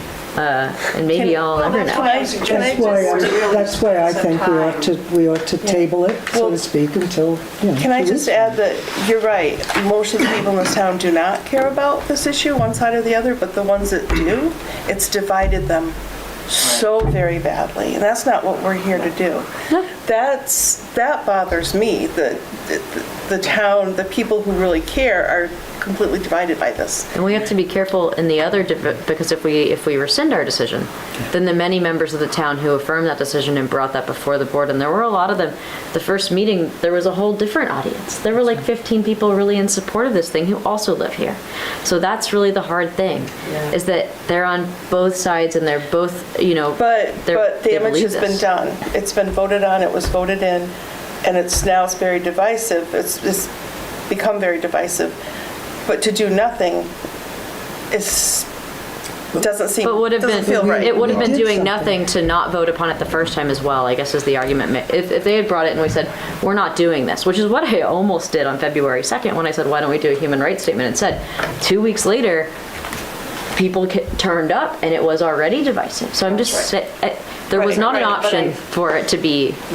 But I know it's not easy. Some of the people that presented it, the ones that were here at the first meeting, were the people that they were presenting it. They wanted it to happen. And they came the second meeting as well, though. That's right. And more. And I think because there wasn't a lot, I hadn't heard about it at all. And I'm pretty keyed into a lot of stuff. Until I started seeing some things in the paper. Why is the rabbi writing this? What did we do in Shaftsbury? I mean, again, I'm involved in Indivisible and Multicultural Center and trying to get into every group I can, human rights groups. The whole Palestinian-Israeli thing is horrendous, what's happening to the Palestinians. Should we be calling for a two-state solution? I mean, that would be another there's as too someone late said, for all that. sorts of options, but They killed them. But I do think that the divisiveness there is a real validity to looking at that as a huge problem in this town and. In the whole country. Well, Not certainly just the the whole, town. certainly the whole. You know, I would just like to say about that I feel that, I thought it was interesting what Grace Winslow said about the previous times that have felt so divisive in the state, and how marriage equality felt so divisive. And a lot of people said, we shouldn't be supporting it because it's so divisive. It was divisive in support of people like Zoe and me. And by the time that other people had the courage to be divisive in support of people who were being discriminated against, it had to be divisive for a while, and this is the same thing. But that wasn't on a select board level. That was. Yes, it was all over. What we did during civil unions was go to people like David Durfee, people that were in legislative positions that could make that change. It wasn't our local select board that was saying, we are going to put something on in favor of civil unions. As I understand it, there were many select boards around the state that did. Well, I'm talking about Shafts. I'm not talking about I know, but I'm what talking happened. about how movements happen. That was also something that's- happening right in Vermont, too, not in another country. So it's a little different. Anyway, it's all your decision, but again, I think it would behoove you to say, you know what, this has been incredibly divisive. It's not what we intended at all, because I don't think you intended this to happen. And maybe I have a feeling you would get more people involved in some sort of effort to come up with a statement. When Michael presented it, it was a resolution at town meeting. That is the place I believe that's the place for something like this. And you'll do whatever you want to do with it, but I just think as a board, you need to think long and hard, and I wouldn't let it go for too long, because then it looks like you aren't doing anything. Then it looks like you're saying, well, we did it, and no, people are divided, but we feel this is the thing to do, and then just let it go, because on both sides, I think, the folks that support it, they might be fine with it, but you're going to find that these community members are going to be like this. And it neutralizes the board in a way. I would just like to point out that, as Zoe said, the people who supported it will be equally upset if it's rescinded. So in a sense, can I just say something, Karen? Sure. I really think that in a sense it behooves us to make it happen as quickly as possible, not to try to wait for town meeting, although that's a wonderful idea, but to immediately start taking action, appointing a committee, giving it a deadline to make a recommendation, and the deadline could be soon. And then the deadline, the recommendation they make can be discussed at a special town meeting, a special select board meeting that we call for the purpose. So it's happening immediately. But I think it'd be just as divisive to rescind something we did. No matter what you call this committee, it's going to have to do agendas, minutes, and follow open meeting law. So,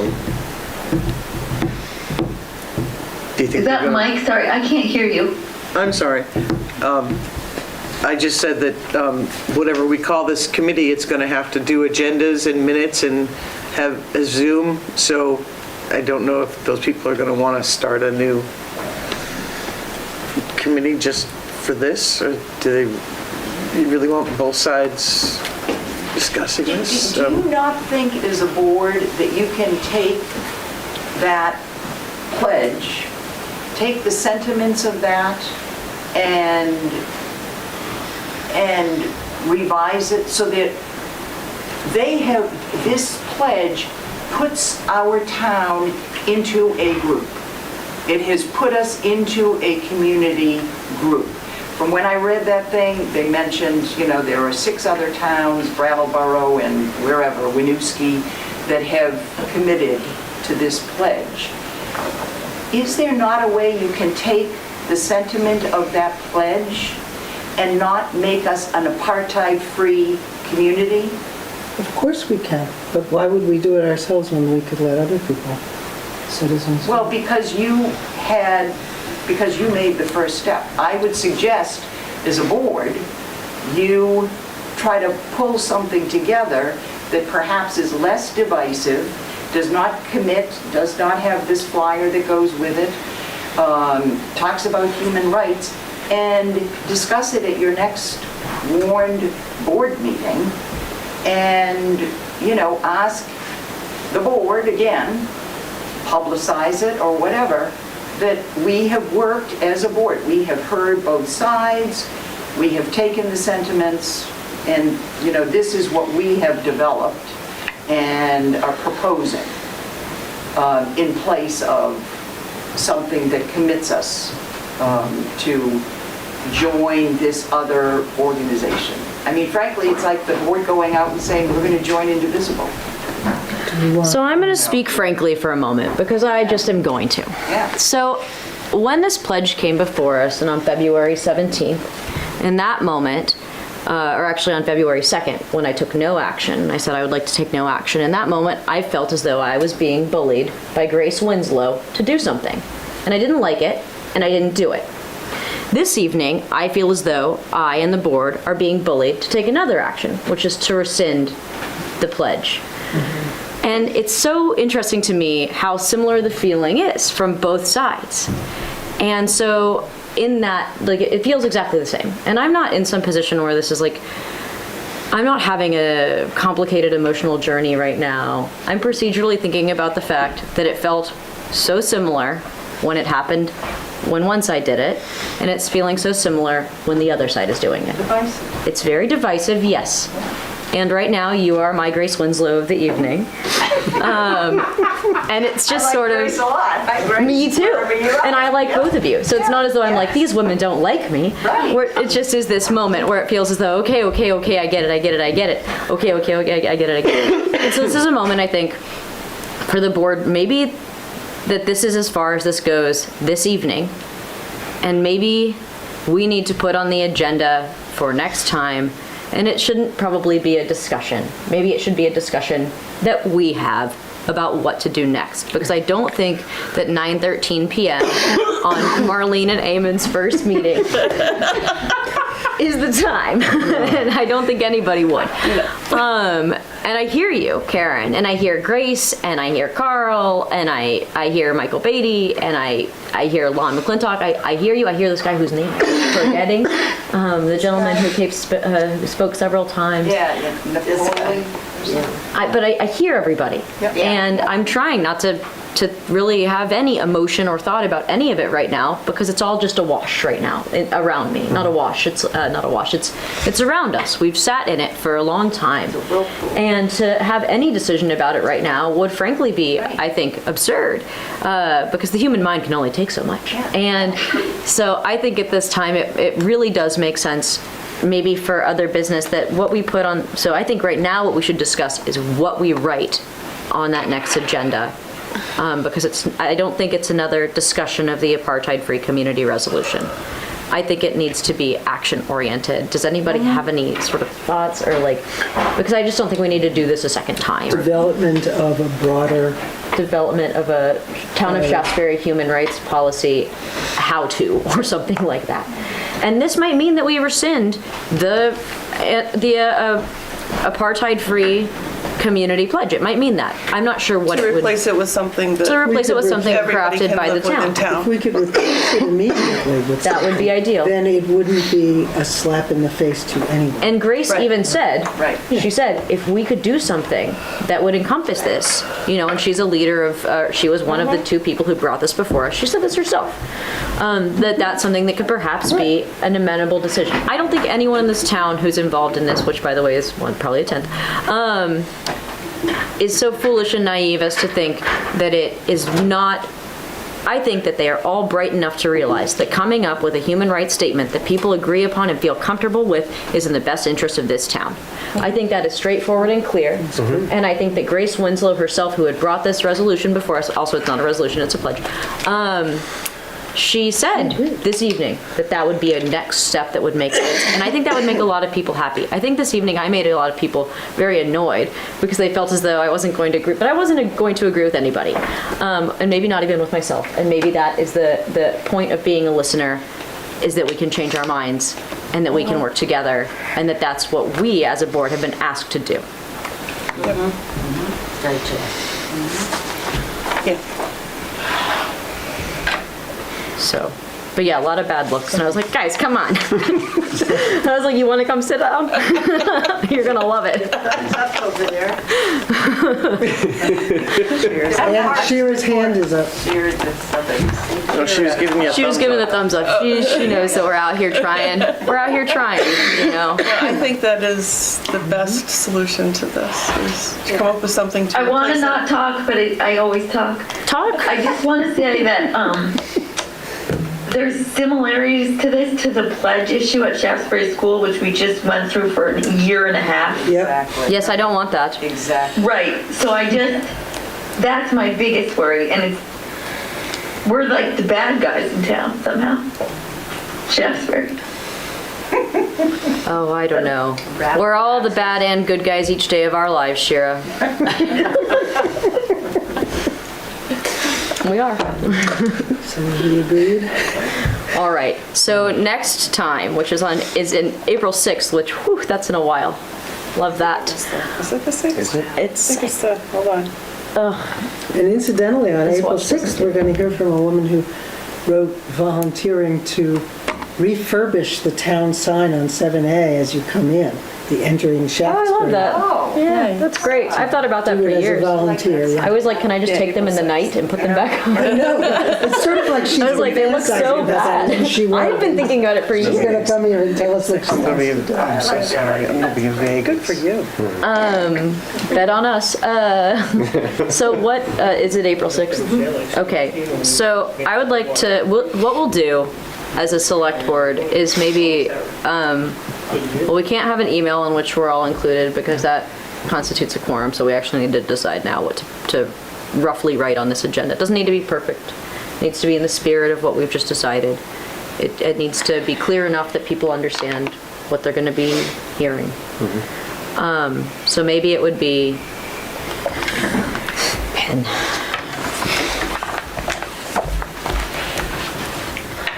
Do we want a committee to do this, or do we want to do it? Does it matter whether we do it or a committee? I don't I think thought it was a nice gesture to the public to make a committee, but if It's going to be a lot faster. it's going to be faster if we do it ourselves, I think Okay. Karen's right about that. Development, initial, The initial draft. draft is so ambitious. Proposal. Well, no, draft is good. If we all come in with language and we Yeah, let's do compare that. the languages we all came in with, Initial draft and then we of pull the pieces that are similar and all of them. Town of Shaftsbury. I'll email it to you too.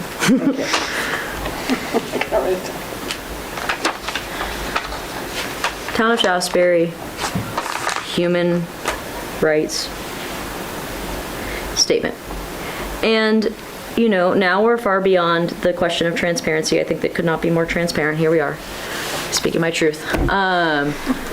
So we will all put a little bit of something together, and we will work on this together, and we will come up with something, and perhaps what we will do is, and that, just to be clear to everybody listening, Mark, I hope you listened all 3 hours, that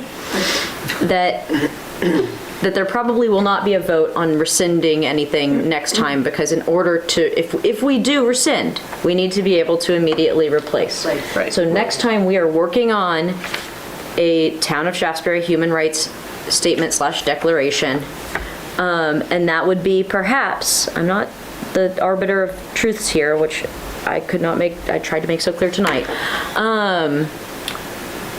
the next meeting, which will be the second meeting in April, is when we would return again to the apartheid-free community, still part of this. So for now, the vote of the board stands, because nothing changed. which was to adopt this pledge, and we were adopting it in good faith, not bad faith, and we're doing our best out here. And now we're going to work to create this human rights statement that perhaps can serve in lieu and meet the needs of the larger community, because it is always the goal to foster brotherhood. And the reason that in my heart I was so quick to adopt that pledge is because I believe that neighborliness and love is paramount to everything, and that what is happening to the Palestinian people is abhorrent, and not because I had some larger notion. And so in order to get to that larger notion, we're going to write it down. Okay. Hearts and thumbs up for She was shedding love towards us. So action items is I'll email you that sentence. Thank you very much. Can I make a suggestion about framing, when you frame it to the public? Yes. When you have a mediation that needs to take place and you have a polarized argument, your first step is to get everyone to the table by discussing what everyone has in common. Like, nobody wants genocide. And I think tonight we heard a lot of that. Yeah. That's how you get them to even sit at the table. Then just frame it that way. And I think that's sort of what... You're mediating a polarized argument. You've got to get them to the table and go, wait, we're going to start with what we have in common. Which is almost everything. Neighborhood, neighbor, love, whatever. That's... Naomi, you don't like my heart? I love it when they float. I think that's a great point, Paula. And as we each draft some language and start putting this together, putting our heads together, keep in mind what you heard from multiple people in the room when they said, I don't like this, I like this. What was the I like this? Which I tried to address when I was speaking to Mr. Leek about it, with regards to, yes, you're right, we don't like it when anybody does it. And so think about what exact things they said. And we're probably going to leave a financial component out of this one. But I do think that it is in good keeping that sometimes we do think about our spends. And We can discuss that together at the next meeting. Yeah, and that'll be great. Okay. Well, and every purchase is different. Every purchase is different. Every single purchase. You know, there's something to look at with everything that, especially large purchases. So. Certainly. Okay. Can I move to adjourn? You may. Can I second that? All in favor? I'm growing older. Or moss.